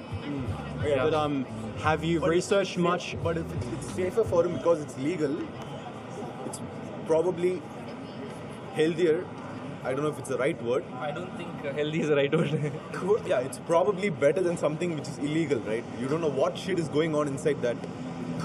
If it's illegal, for sure, you know for sure it's come to the market with the proper process. You know that government GMO weed is just going to be some fucking toxic shit though, man. Really? Well, so in US... I don't want to give the government power to kind of determine what kind of genetic strain they want to manipulate and say, okay, have this GMO weed, not just the weed that grows in a garden. You know? I think that would be better because if government can choose, at least we'll know it is safe.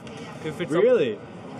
Safer. No, safer. People in the government work for their own benefit. No, not safe, but generally safer than people who are anonymous, who we don't know at all. So what about pharmaceuticals? They seem to be very dangerous at the moment. Not all of it, right? If you see the percentage of drugs is... Not all. No. Yeah, exactly. Now at the same time, things which are known to affect your brains, whom would you rather buy it from, the government or person you have no idea at all? Honestly, it would depend on the drug, you know, I don't buy really... Well, let's say Adderall. I don't take that shit because, I don't do it too. I'm just giving an example. Let's go back to marijuana. I wouldn't take any of that shit, honestly. Yes. But the thing is, though, would you not agree, though, that what Portugal did, and I'll give some context, okay? So, I believe what they did is they took all the money that they were spending on putting people in jail, the crime process, about that's a really interesting point of view.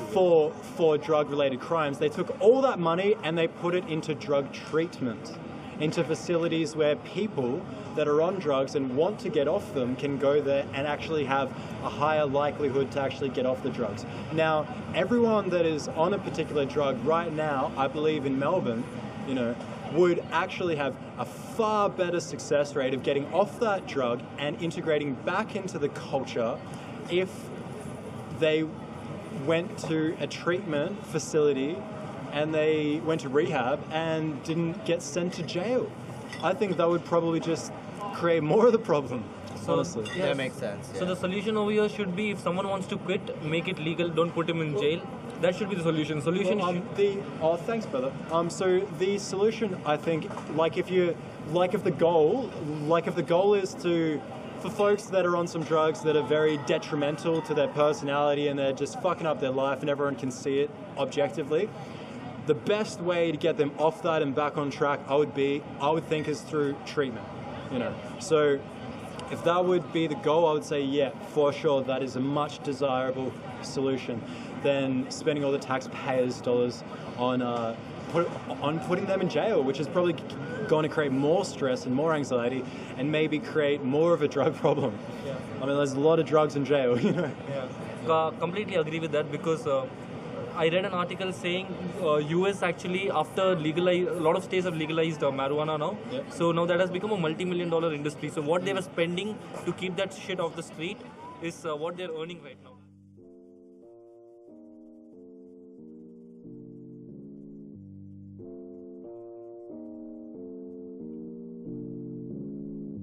Hey guys, how about some comedy tonight? Would you like some comedy? My life's I can, but I won't. It's a hell no. He's adamant. Guess he doesn't like comedy. Comedy doesn't get a lot of love this evening sometimes. Yeah. Some folks don't like to laugh. Yeah, true. What do you say? I'm gonna move spot shortly then. You gonna move? Okay, that's cool. In about 5 minutes maybe. Do you have some final thoughts you'd like to share to the collective unconscious of Melbourne? When it comes to comedy, the best thing I suggest is confidence. Yes, confidence is key. I agree with that. Not everybody can get up in front of a crowd and do stuff like this. Have you experienced anything that contributes to you improving your confidence in your life? Not that I can think of at the moment. That's fair. That's fair. Well, thanks for being part of the Reckoning podcast, man. No worries. Oh, are you still telling jokes? Yes. I seen him about 10 hours ago. No, I wasn't here that long. Oh, you weren't here. You were outside Flinders Station. Yeah, I started off at 5:30. I know I was going to see you. Would you like to tell us a joke on the Reckoning podcast? Well, I don't have a really good joke, but give us a shit one. If there was two vegans having an argument, would they still have beef? Yeah, that's good. That's good. Yes, they would. They would, and they would lie about having us. They'd say, no, I don't have any beef at all, mate. Where are you guys from? Beef free. Scotland. I am. See, when my Scottish mate finished his beer, he was so pissed I had to ask him, where'd the glass go? That's good. That's good. It's racist, so it's more funny. That's how it works in Australia. That is not racist at all. Nowhere near racist. No, I agree. I like more racist more racism. Yeah. I met this bloke last week who was playing Dancing Queen on a didgeridoo. He called it Aboriginal. Oh, yeah, I like that. I actually like that one. That's good. That's fucking good, man. I'm originally from Ireland, but raised in California. Yeah, no, from Ireland. I was born in I was Ireland. raised in America. Yeah. I've already heard it. See, I bet you were. See, when you were talking about your, when you were talking about your Mikey earlier, we were listening to his jokes.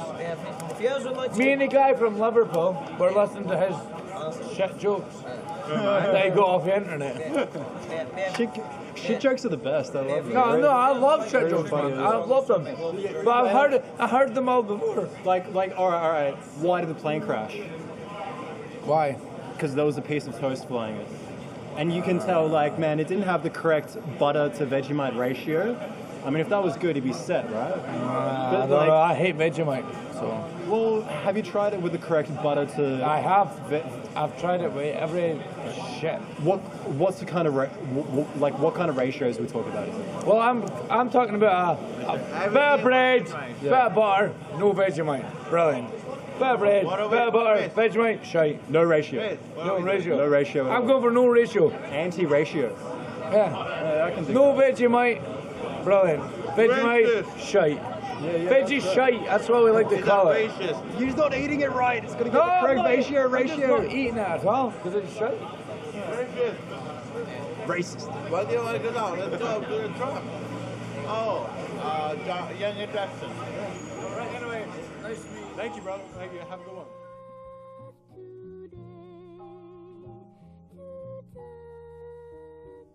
What the fuck is up, Mel? We're back at the Reckoning. Sorry for that interlude. It had to happen. We're talking about drugs. Drugs. Yeah.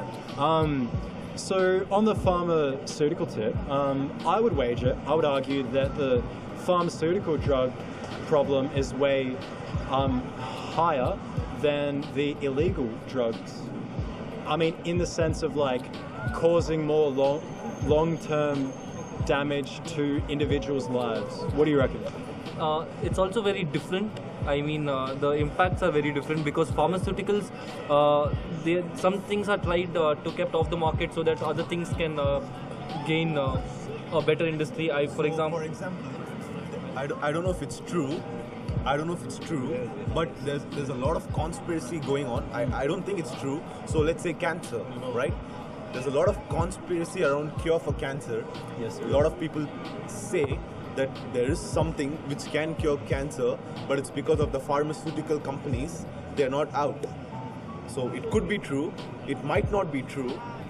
Well, if you look at China, I mean, they smoke like chimneys over there, right? Yeah, they smoke a lot, but the cancer rate is very low. So a lot of people have speculated their processes of, like Tai Chi and the cupping and the like a lot of medicinal processes that are meant to facilitate more oxygen into the blood flow. And if you're really rich and you want to treat your cancer, a lot of folks are doing what's called ozone therapy, which is like putting air into the bloodstream, actually, yeah. So, Very diluted amounts. So it would be simple. Oxygen. Then, according to you, we should figure out what's actually reducing the rates and then legalizing it before actually legalizing it and then looking for a solution. That would make more sense. I think we have the statistics are pretty clear from Portugal, but of course, you know, a different culture, maybe it's a different context. We don't know how it's gonna, the effect that it's gonna have in all cultures. But I'll say one thing, legalizing the ganja stick is a good step forward because weed is... There has been no documented case of death from marijuana. Nobody dies from marijuana. Not one. No one in the history of the world has ever OD'd. Not even Joey Diaz, ladies and gentlemen. So, you probably need to smoke like 300 joints in an hour to have an opportunity to OD and die? No. There is no documented cases of an OD from marijuana. There has been, even if you... No, not OD. Not OD. It's OD means you die. Yeah, you die. Exactly. It's nearly impossible to overdose on marijuana. It's impossible. Nobody's done it. Yeah. Nobody's done it. Yeah. So why do you still want to keep it illegal? But some people argue that it's gateway drug as well. Some people argue and some people are saying that it is not. So there's a bit of both. Yeah. Well, I guess a lot of the gateway effect is that because it's legal, folks have to go to a drug dealer, and sometimes the drug dealer doesn't have the ganja stick, but he's like, "Hey, man, I've got some meth. I'm gonna try some meth."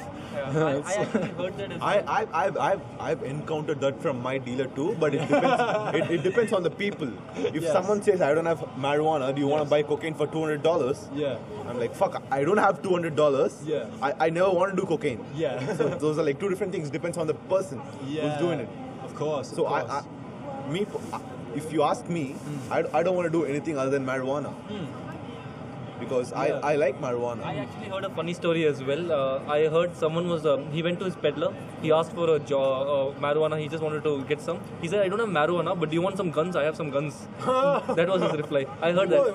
This in Australia? Yeah. It happened to me actually. It happened to me. Holy fuck. It happened to me, yeah. Wow, I mean like... Extreme?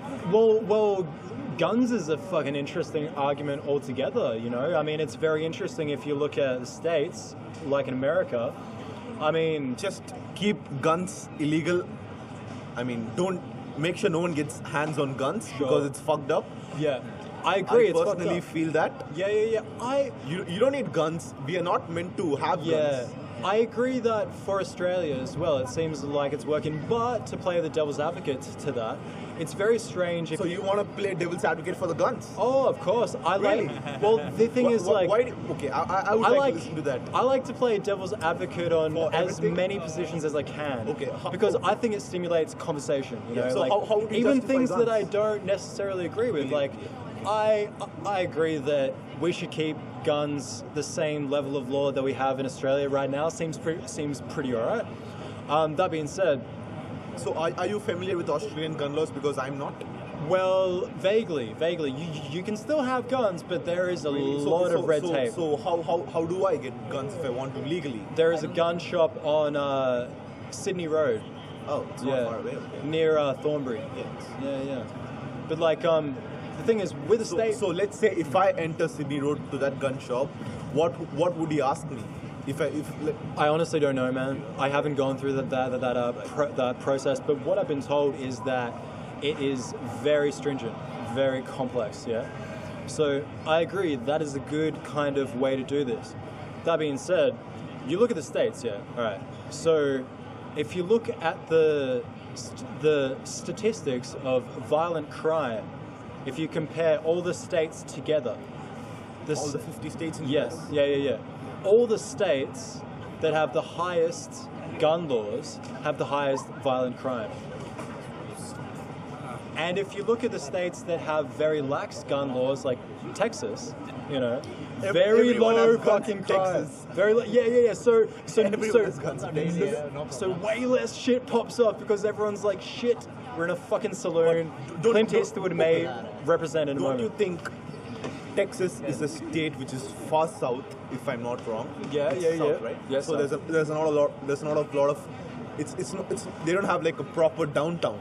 Do they? A downtown? Like how we have CBD. Yeah. They have downtowns in US, like New York and everything. They have. Like, is it as developed as the other downtowns in New York or something? Yes. Is it? Okay, I didn't know is that. Dallas in Texas?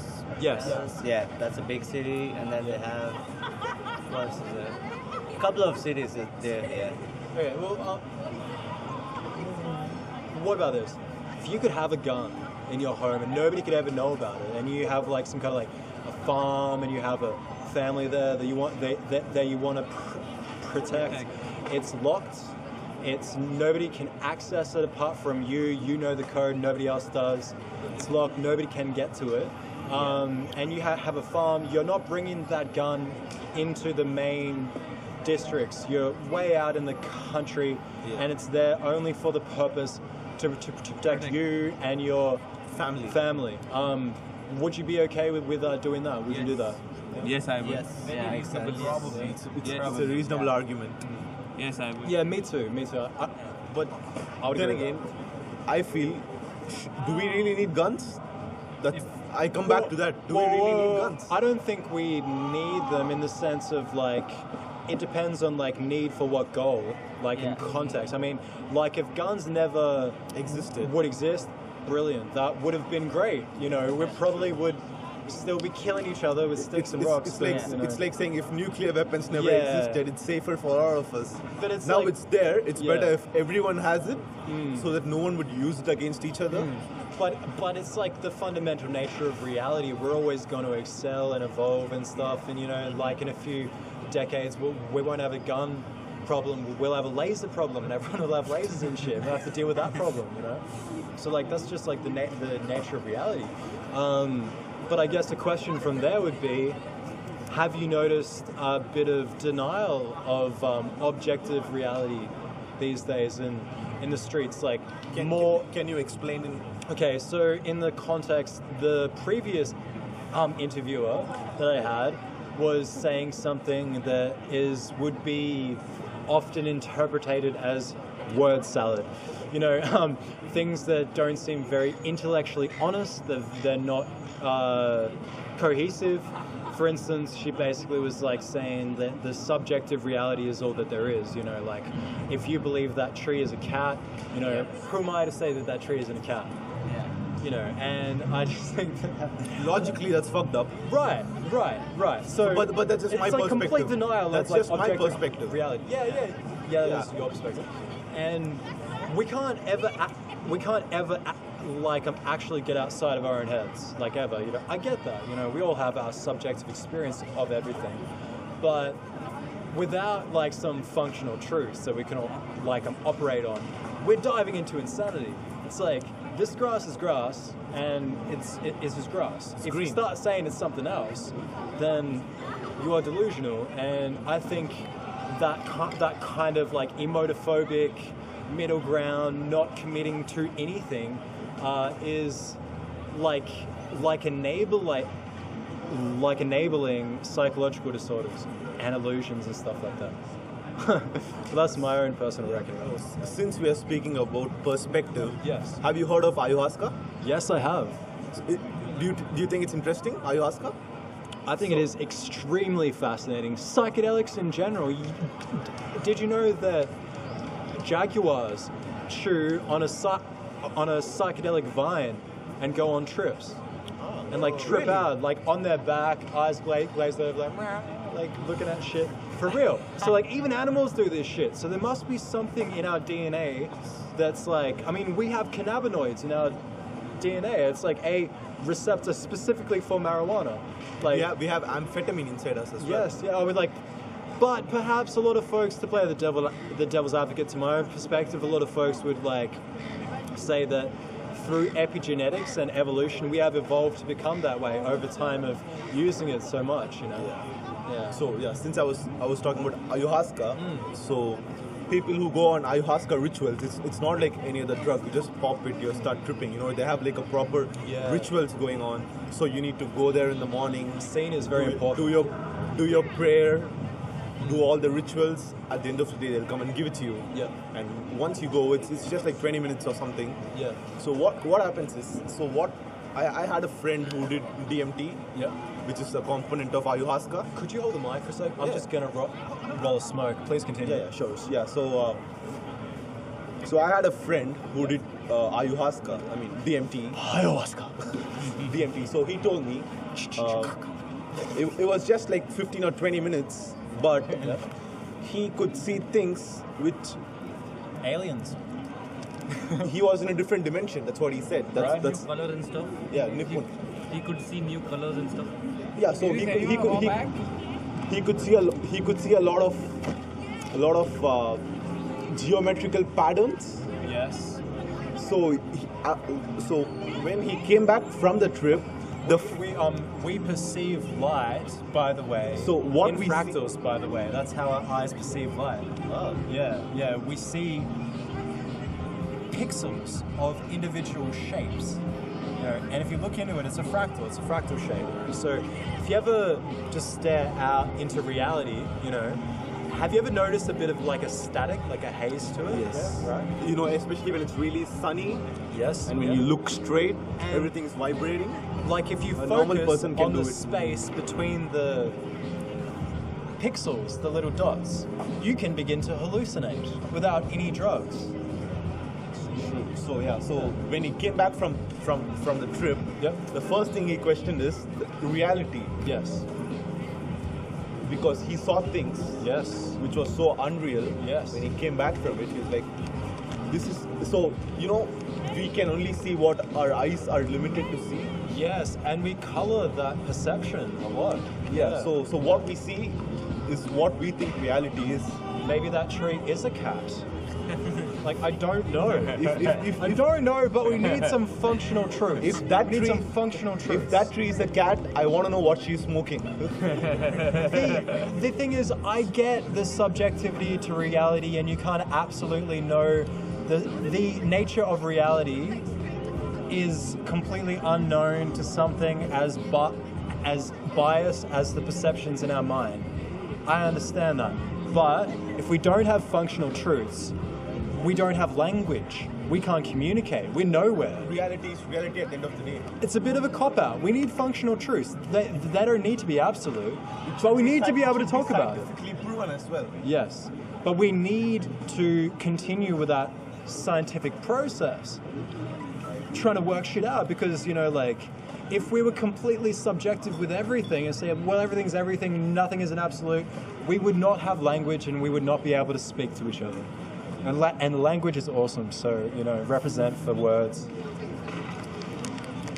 Psychology as well. Yeah.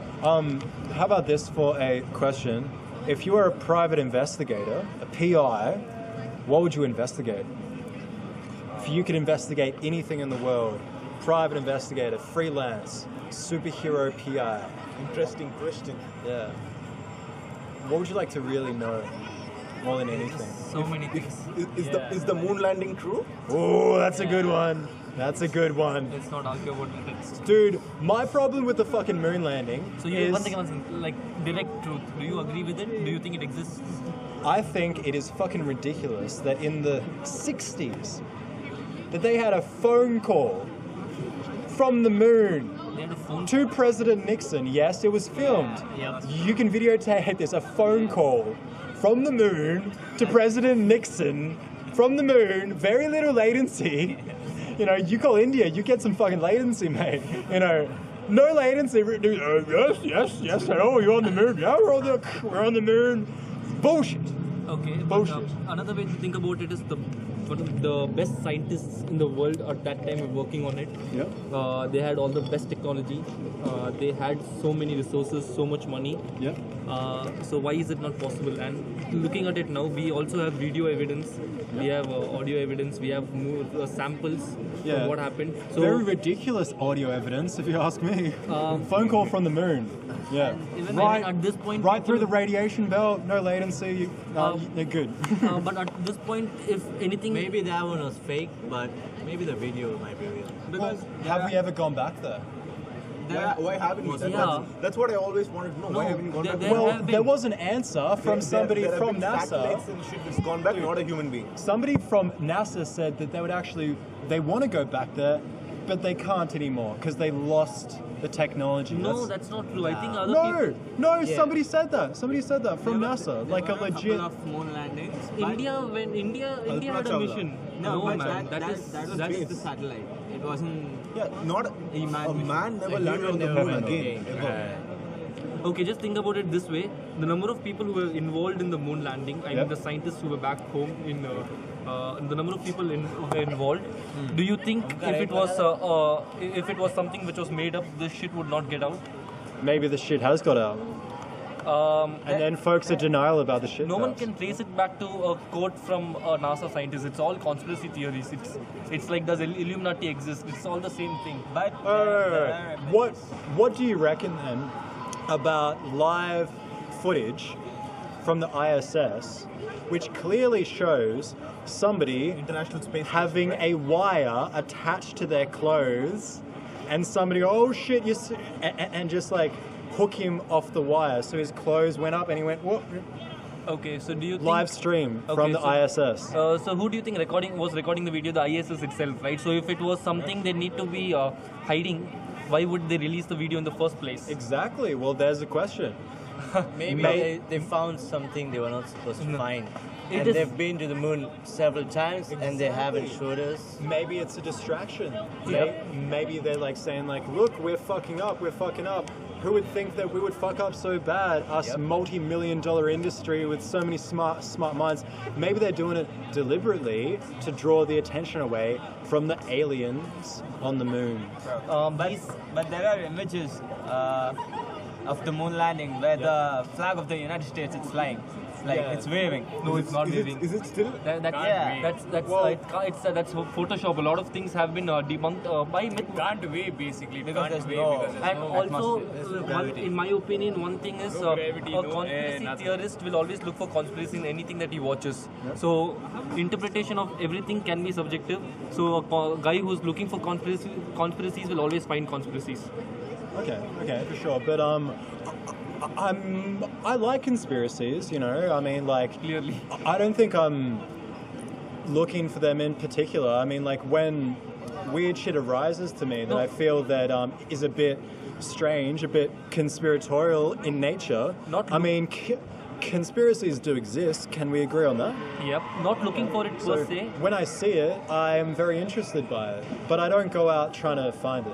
Okay, so would you honestly tell me if your attitude towards this interpretation was cynical, or were you actually just objectively trying to look at it? Wasn't it cynical? Cynical. What do you mean by that? In terms of there is something wrong with it, I just have to figure it out, or did you try to objectively look at it and you thought, okay, maybe this is something weird, let me search about it. Oh, there are other people who agree as well. Well, exactly. I saw a lot of anomalies, not just the ones I mentioned, but a lot of anomalies. One of the biggest ones is the phone call from the fucking moon in the 60s with little latency through the fucking Van Allen radiation belt to Mr. Nixon.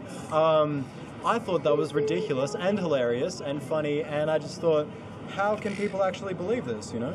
And so, I mean, that just seems clearly ridiculous. I mean, like, do you think that actually happened? No latency, phone call from the moon? So a lot of people say this was done because they wanted to win the Cold War. So they wanted to send a message to Russia. Yeah, exactly. They just wanted to win the Cold War, and this was their response.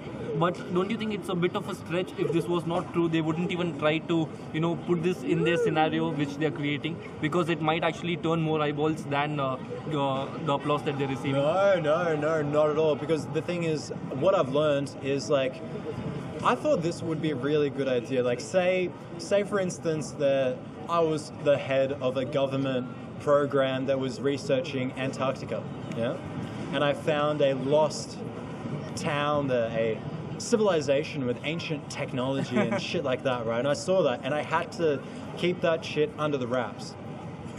What a great way of doing that, I think, would be to release the story, in a different and then have it come out that, oh no, that was a mistake, that was promotion for a upcoming movie or a upcoming book about this scenario. Now that's diabolical. That's like really smart. That would totally be something that I would do if that was my goal. I would argue that if you actually mention about it, people might actually, there are enough crazy people with enough time in their hand, they would actually go looking for it. And if you stay mum about it, don't tell anyone about it, no one maybe even will be looking. So I think talking about it. But I think the government in general is concerned about the majority. A few crazy people, what are they going to do? They're going to yell about it, and folks are just going to call them conspiracy theorists, right? That's. I mean, it doesn't cause much of a disruption to the status quo. So yeah, you mentioned ancient technology, right? So there are a lot of powerful people who can be in a position to actually explore with proper resources. UFOs. Talking about ancient technology, why do you think ayahuasca came into existence? I don't know what that is, man. Because ancient people wanted to connect with spirituality. That's why they resorted to ayahuasca. Well, you know, like when they ask the shamans and shit, like from the Amazon and Peru, when they ask them, like, you're like, how do you know to mix these two vines together? Out of the thousands of fucking shit, and you know what they say? The trees told us to do it. Or it's just trial and error, and this is a fancier way to put it. Yes. If it was That's what they say. The trees. Imagine how many lives would have gone. You know, it's like maybe the cat trees are talking to him, man. It could be an accident as well. Yeah. Well, you know, like I think there's consciousness in all things as well. You know, like in grass and plants and people and animals. You need nervous system for that, and because plants have a nervous system. No, they don't. Yes, they do. Okay, so like when a particular tree, they've done this test in labs. You know, it's like verifiable. You know, you play the sound to these trees of the sound of a caterpillar eating leaves. They change their taste. They change their genetic structure. They release a toxin that makes them taste terrible. So don't you think these are very specific examples? And these are really specific. So you can't say to show that they have a consciousness. Yeah, so it might they have a nervous system. They feel things. They react to stimuli. No, they can sense stuff. Defense reaction is very different from having a nervous system. They are two really different things. Sure. Oh, okay. Oh, sorry about that. That's fine. So they are two really different things because I don't remember the name, but a really great scientist, he actually claimed that there has not been a single respectable a study with a respectable outcome saying that plants have nervous system. I mean, they have... like not exactly like a human beings, but they have a plant nervous system, which is different, but still acts in the same function.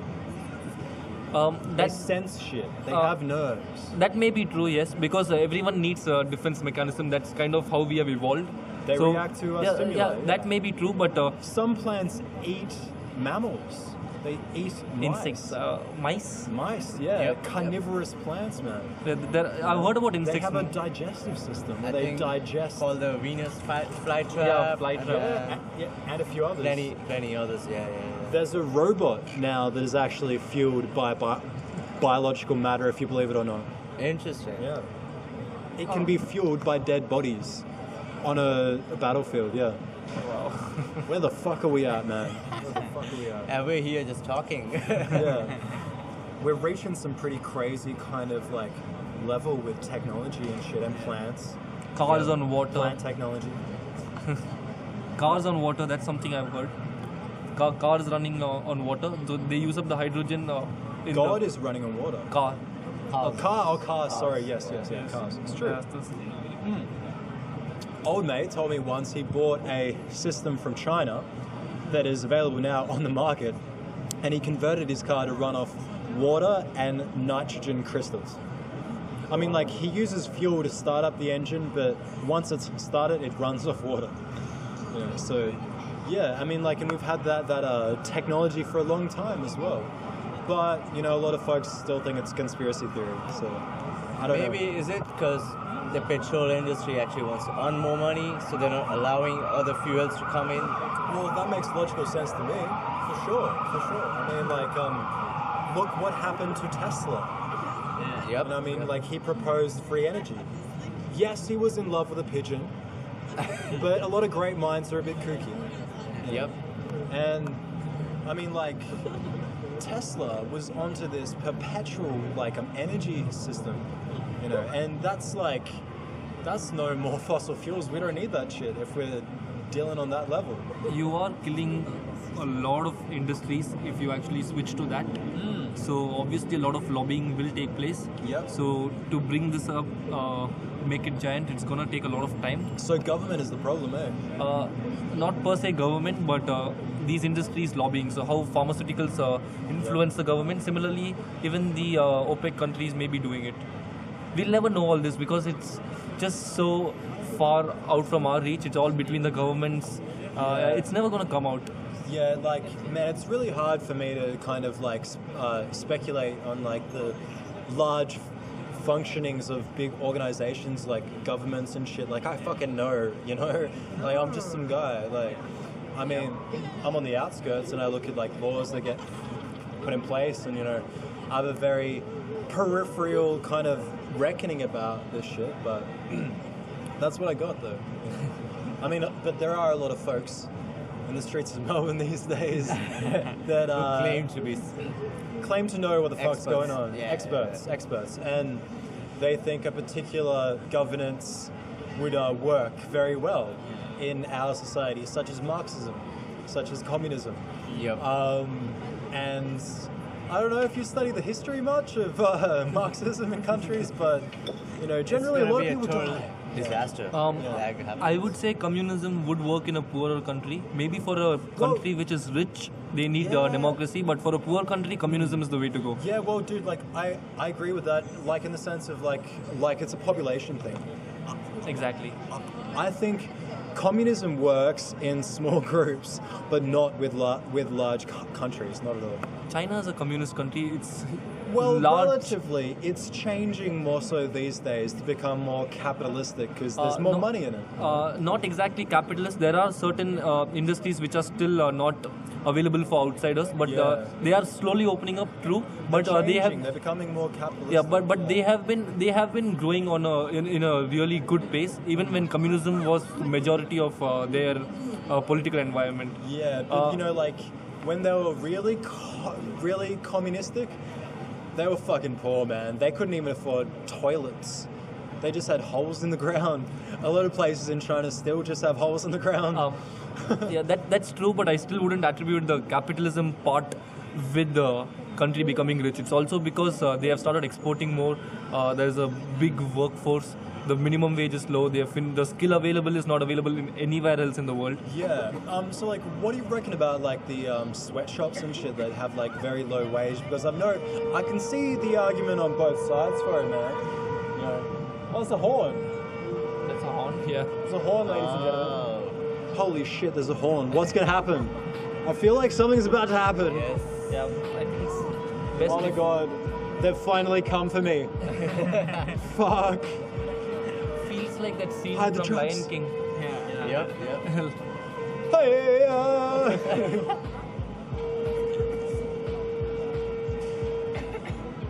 It's like some kind of memorial or something. I don't know. Or she's just practicing. No, they're at all four corners. Oh, there's multiple. Yes. Some kind of ritual. I'm gonna see what the fuck's going on here. Whoa, my leg is completely. Ladies and gentlemen, we have a horn ritual going on in the reckoning. Not entirely sure what's going on. Maybe there is a voodoo ritual afoot. There's a voodoo ritual afoot. What the fuck's happening there? I don't know. Should we find out? Hey, yeah, let's go and like see what they reckon about shit. Let's take the reckoning on the road. Okay. They're probably talking to the demons or something. Yeah, you reckon? But they're busy. How will you know what I'm doing? I'm gonna ask him. How is this going? Excuse me, hello. I'm just curious about what's going on here, and I'm making a podcast. It's called The Reckoning. I'm just curious about the horns. Would you like to give some context? It's called a shofar. A shofar? We're just making declarations in the heavenlies. Beautiful, beautiful. So it's like a biblical thing. Like, are you, if you want to, yeah. Are you? What's your Christians, name? or- What's your name? I'm Basil. Basil. I'm Gautam, by the way. Huh? I'm Gautam. You can call me G. G. Oh, Can I just say, like, this sounds a bit woo-foo, but I honestly feel like there is like a positive kind of vibe. Yeah, there's a vibe. There's Well, we've got one male there. Why don't you ask him?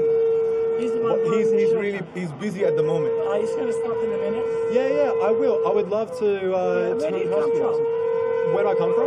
Well, I'm in the moment. I'm in the process of moving house. Oh. Yeah. Do you live in Melbourne? Yes. I've been in Melbourne for about 8 years. I grew up in a small town called Mullumbimby, which is a Aboriginal word. It means small round hill. Okay. So all the hills there look the same. Where? In New South Wales. Oh, okay. Anyway, it's a shofar. Thank We're you. Just making a statement. Thank you so much for being part of the Statement podcast. towards what? Like, what statement are you exactly trying to make? Could I answer? Because Yeah, if you want to. I think I have a bit of an idea of what this is about, because like I have friends that are Christians, and I believe I've actually seen the same thing before at a church. Yeah. And correct me if I'm wrong, but it's kind of like you said, to send a message to the heavenlies, like a prayer, to kind of bring This is God Basil? Into the We situation. just wanted to know Oh, what hello. you're doing. G'day, mate. I'm Cameron. Pleasure to meet you. Cameron.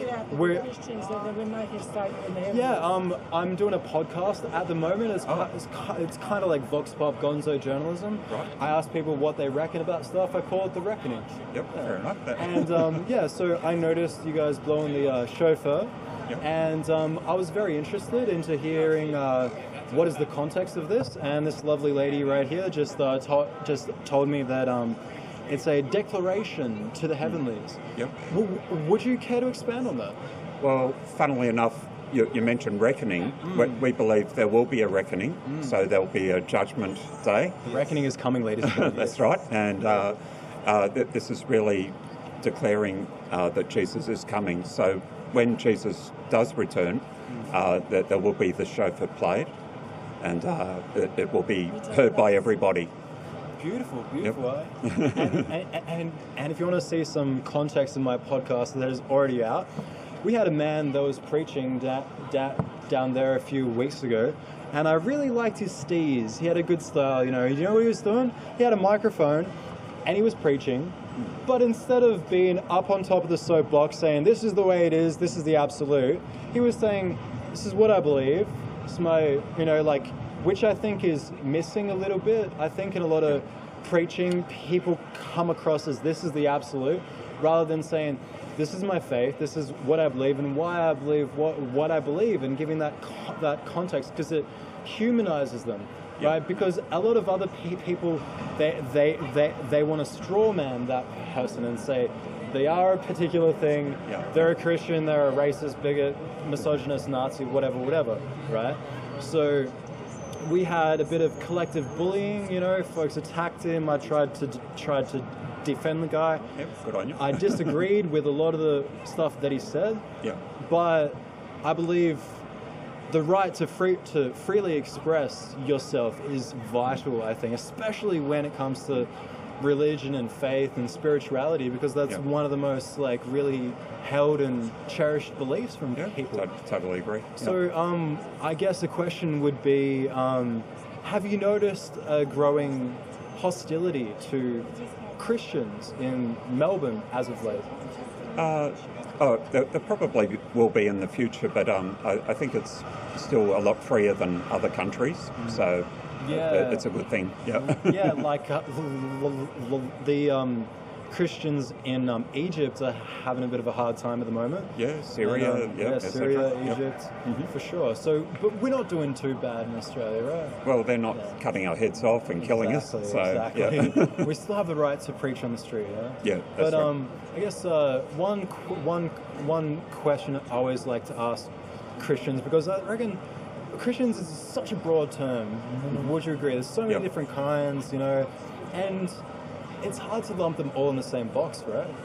Yeah, So- although it should be the body of Christ, so no denominations, just everybody worshipping Jesus. Yeah, but I guess one of my questions would be, because I'm noticing, you know, in a lot of religions, or groups in general, they have a certain faction that is quite fundamentalist and dogmatic and not open to changing their beliefs on various things. And my question would be to you, do you think that you could ever experience, like anything in your life in the future, that would change your beliefs, your spiritual beliefs in regard to your faith with Christianity? I think it's possible for slight variations, but I would have to believe everything that's in the Bible.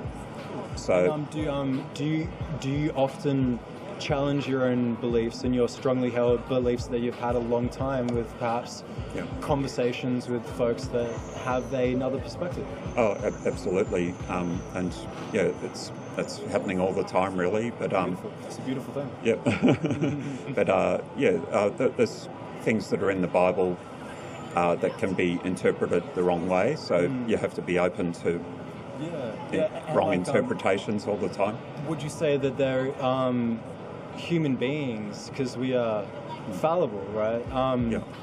Do you think we are capable of actually knowing the absolute right interpretation of Scripture? To an extent, there's broad agreement on certain things in the Bible, and you hardly ever find anyone arguing about those things. I mean, as a individual, you know, like, do you think that you could ever know something absolutely? Oh, sure. Yeah. There's absolutes. And that you could never change your mind on, you believe? Yes, I doubt. For example, Jesus is the Son of God. I don't think I'll ever see any alternative to that, because it's all through the Bible. And were you raised as a Christian, or did you have some kind of moment where you became a Christian? Yeah, I kind of went to Sunday school, but my parents weren't Christian.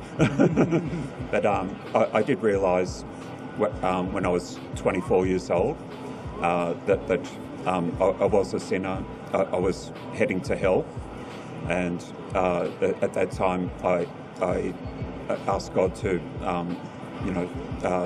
to come into my life. So I asked Jesus to come into my life.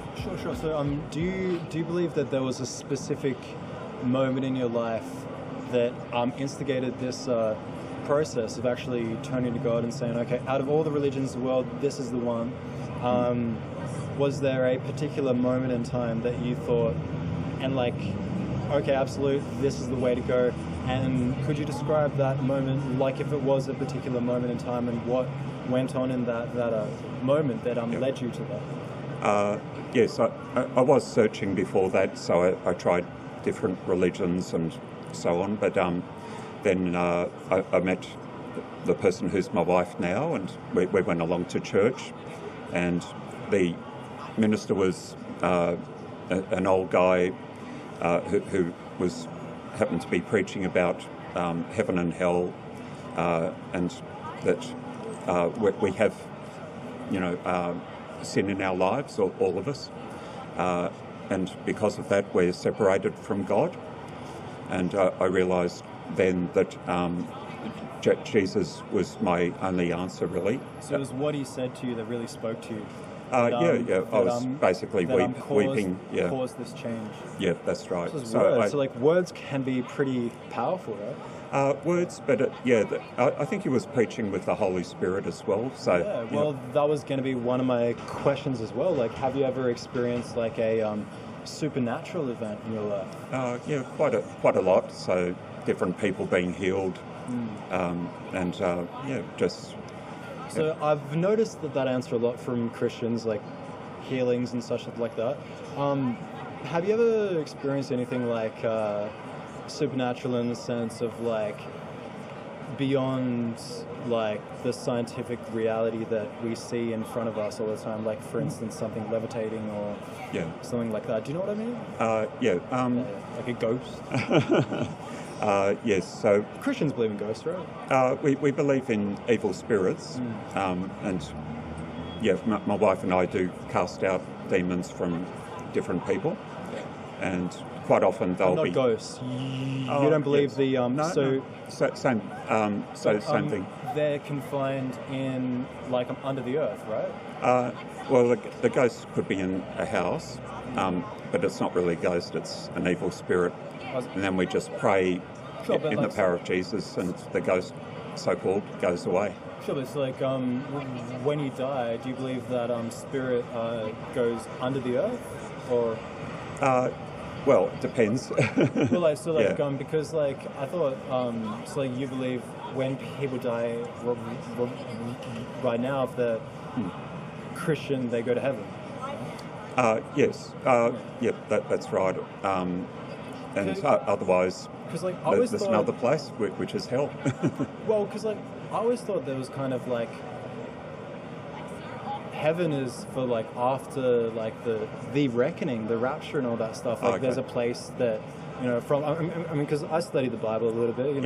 I'm very interested in a lot of religious texts. Yep. And like maybe I'm wrong in this. I'm not an expert, but like I always thought that was like that place that he made for like the wise virgins and all that stuff, right? Yeah, that's right. And folks before that time are waiting, in a place as well. Yeah, that's right. But ultimately, God will bring His kingdom to earth. So there'll be a new Jerusalem, and a new earth, basically. So, like on the topic of hell, do you think that is eternal? Yes, it says so in the Bible. That there'll be an everlasting flame. Would you entertain the possibility that in the ancient Greek, the word that has been translated into eternal in the modern translations is the word, I'll try to pronounce this right, alianos, which in the ancient Greek means a fullness of an age. So an age with a distinct end. So would you entertain the possibility that this could be a wrong interpretation on your part? It'd be hard to say that because the devil and the Antichrist will be thrown into the lake of eternal fire. That's so eternal.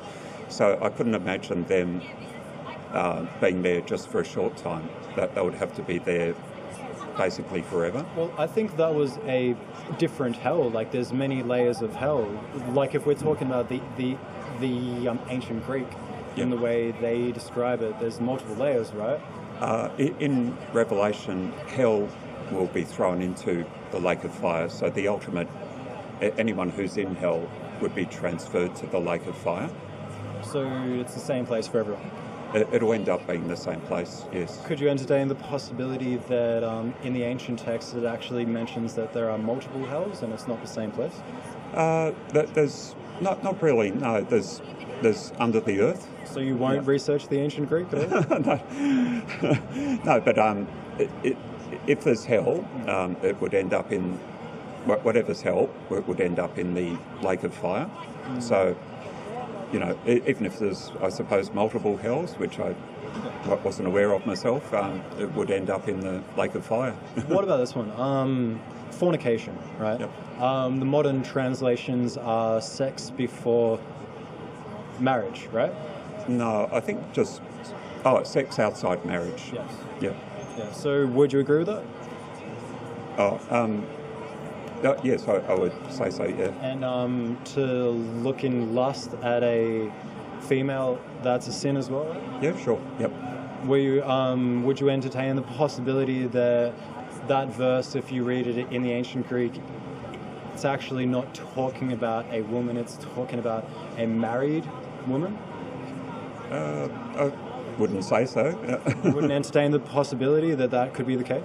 I think if you look lustfully at any woman, that would be a sin. Okay. Would you entertain the possibility that that interpretation is actually correct, that Jesus didn't actually say lust towards a woman, but in fact said lust towards a married woman is a sin? Could you entertain that possibility? I think, yeah, I mean, I'd have to look into it. But, so you would research it and see if that's accurate? Yeah, sure, yeah. Right, and if you found in the ancient Greek that I was actually telling the truth and that is actually what the scripture said, would you change your belief? It'd depend on the conviction of the Holy Spirit. Okay, that's fair. So that kind of guides your reckoning, your perception and stuff. Yeah. That's fair. And in the context of fornication, sex before marriage. Or sex outside marriage. Yeah, so... I mean, which would be adultery. Of course. Yeah. This is a very, very easy one to look up as well. Okay. The term fornication is translated from the ancient term porneia.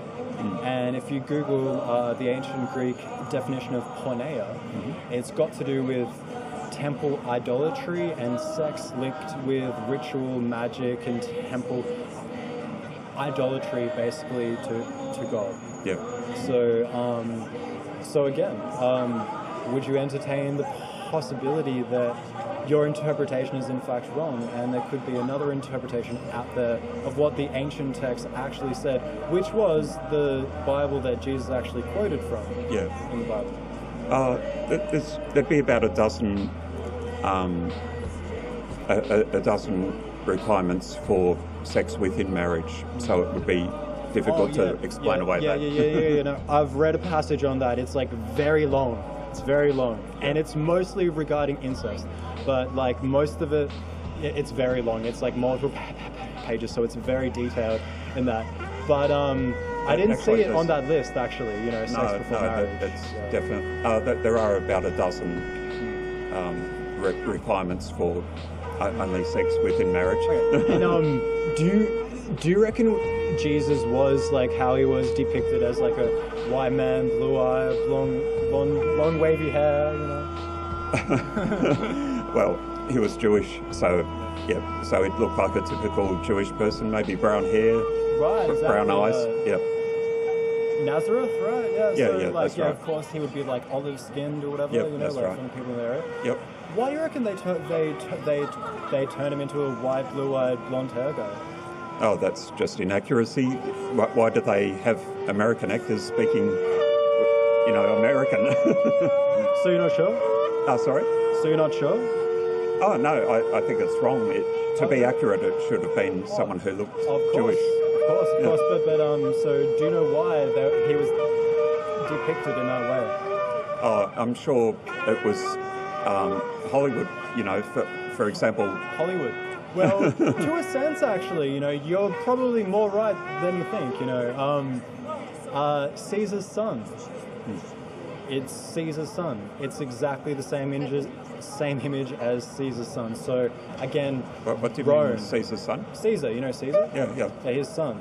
That was the image, the blonde hair, blue eye face. It was the face of Caesar's son. Yeah. Oh. Yeah, so that is Hollywood, to agree. Babylon, government. Okay, government, Would you agree that government, like it often hijacks the religion of the people, tries to make it into its own image, change it a little bit to make people a bit more controllable, perhaps? Yeah, well, Constantine did it, I suppose. So, of course, it's a power thing as well. Yep. So, do you reckon it would be a very vital and important factor of a Christian to try to, as best as they can, research the ancient texts and the ancient Greek and the Hebrew and the Aramaic, and try to actually figure out what was actually said rather than the edited pop versions that we have these days, such as the King James? Well, I've got nothing against the King James, but when I read through a text, I'm always looking at either the Hebrew or Greek meaning for the words. Have you noticed a lot of mistranslations in the ancient Greek? In the King James, sorry? A few, but not so many. So, mostly to do with church. So there are mistranslations, but you have no problem with that? It's okay? Oh, no, I have a problem with that, with any translation that is mistranslated, but... I mean, there's a pretty bad curse at the end of the Bible for everyone that, like, misappropriates the word. Yeah, no, I totally agree, so... do you think you'll commit to research some of the stuff we talked about today, and maybe perhaps gain another perspective? Researching it. So you're not going to research it? No, you're suggesting I'm not researching it, but I am. No.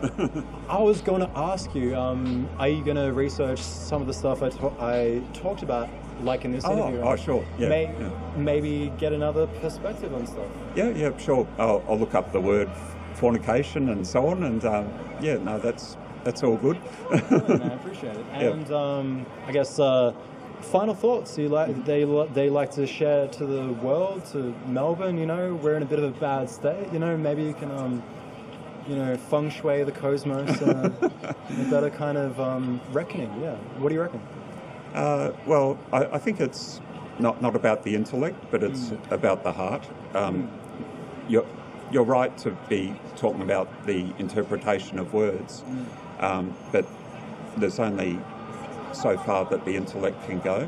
Of course, I totally agree with that. Yeah, heart's very important.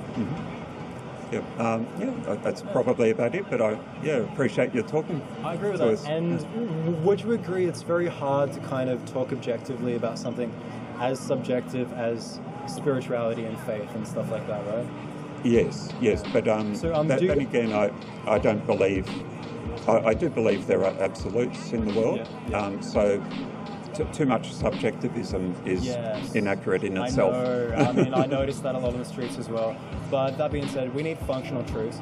But my last question to you would be, do you think it would make a world of difference for preachers to preface everything that they say with "I reckon" or "I believe" and explaining why they believe that? So it's coming from a faith tip rather than trying to tell someone absolutely objectively what is reality, because a lot of folks don't react very well to that.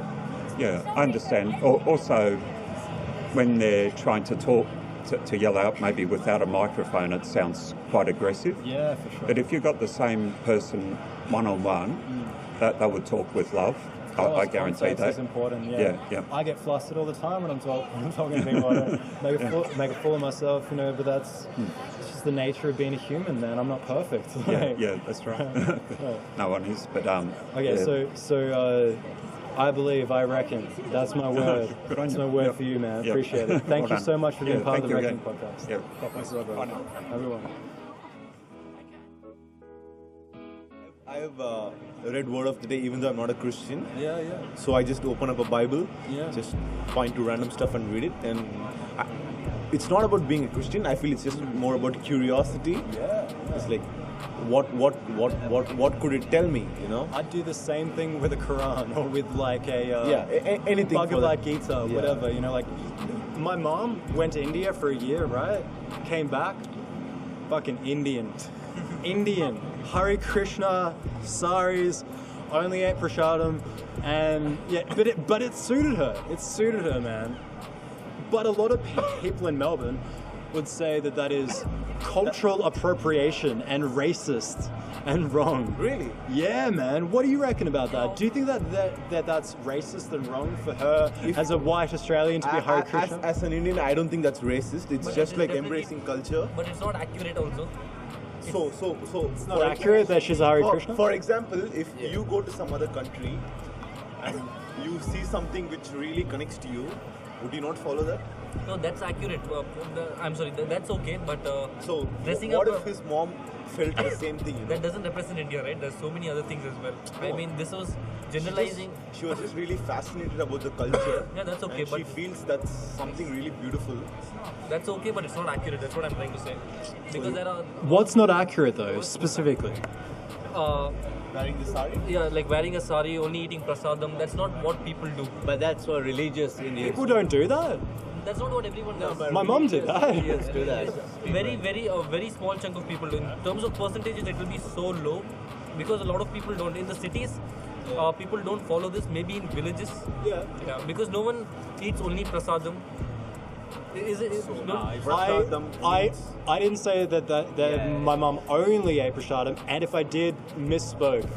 Yeah, she ate a lot of them. Yeah. A lot, man. Gulab jamun and such. Yeah. But the thing is, why are you not allowed to choose your own religion? Yes. That's fine. I'm saying it's not accurate if she was trying to depict what Indians are like. I don't think she was trying to depict what Indians were. That's fine then. I thought that's what she was trying to do. She was just trying to connect to something which she felt connected to. Felt right I or think felt comfortable to. She felt a genuine spiritual connection to that religion. Yeah, for sure. Yeah, that's fine. I think. I don't know. But you know, like a lot of folks like to tell others what they think and what they mean by what they say, you know, and I'm not kind of about that because I realize that I don't know what people mean by what they say, you know. I mean, like, I like to speculate. So, for example, I don't know shit about Germany. Okay. Germany? Yeah, I don't know shit about Germany or German. I know that there is no fluoride in the water of Germany. A lot of beers. What do you reckon about fluoride? There's no fluoride in Germany. Really? There's no fluoride in Byron Bay, my hometown. Are you from Germany? No. That's in New South Wales. Yeah, like, what do you guys think about that? Fluoride in the water. Most of I think Europe, there was a no fluoride. India Germany, right? no. There's good and bad with that because fluoride has been shown to be good for your teeth as well, for your gums. Yeah, In the water. that's why they What add about it in the water. What about fluorosis? Have you heard about that? Fluorosis is the discoloration of your teeth due to exposure to fluoride. Maybe to a lot of fluoride. Yeah, because yeah, for sure. I think it just comes down to how much you're having it. Well, could you entertain the possibility that the science that says that fluoride is good for your teeth is actually based on a compound called calcium fluoride that is found in vegetables such as broccoli, and not in fact hydrofluoric silicic acid and sodium fluoride, which is the kind of fluorides that are being used in the water. Yeah. I have a question. How do you have so much knowledge about a lot of shit? Exactly. I am an obsessive thinker. I can't stop thinking about shit. I can't turn my mind off. Fair. And plus, I got a CAT scan once, and it showed a CAT scan of my brain, and I noticed a marble in the center of my brain, a sphere. I'm like, what the fuck is that? And like a brain or brains, squiggly jelly brain matter, and then a marble. I was like, that's not right. What the fuck? So you're saying something's wrong with your brain? Or something's right. Something's different. Yeah, well, I googled it and I found out this is actually a common thing. What that is a calcified pineal gland, and fluoride calcifies your pineal gland. It's known to actually calcify around that gland. Yeah. So is that a bad thing or a good thing? Of course, it's a bad thing. I mean, like, to have a foreign body calcify a dome around a gland that is very important to your sleep cycles and like emotion and shit like that. It releases various chemicals. That is too much science for me to handle. Really? I think we should change the topic. Smoke a ganja stick. I think we should end it over here. Yeah, no, for sure, no problem at all, man. You had a good run. Yes, of course. Do you have some final thoughts though that you'd like to drop to the collective unconscious of Melbourne? Yeah, sure. Fucking legalize marijuana. Legalize marijuana. Invest in Bitcoin. Be yourself. Be yourself, Melbourne. Yeah, there's not a conspiracy in everything. There are some things, just let it be. Yep. No! I don't give a shit, just be happy. Be happy. Just be happy. Yeah. That's what, I love my life, so... I love your life too. Yeah, enjoy. I will enjoy your life. No, enjoy your life. I will. Good luck to you, man. Nothing else for me to say about it. Good luck to you, brother. Thank you. Thank you very much for being part of the Reckoning podcast. Stay classy, Melbourne. None at Hash. So, on what road in Melbourne are there no toilets? Nepean Highway. I like that. Ladies and gentlemen, back at the reckoning. Just a quick vlog from Old Mate right here. Alright, so name of my blog is called Many Adventures of a Nomadic Poet. Google that, and the first entry that comes up will be on my blog. Represent.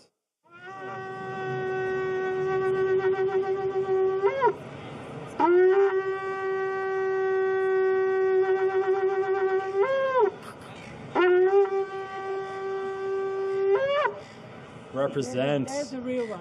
No, I wouldn't go after that one. Yeah.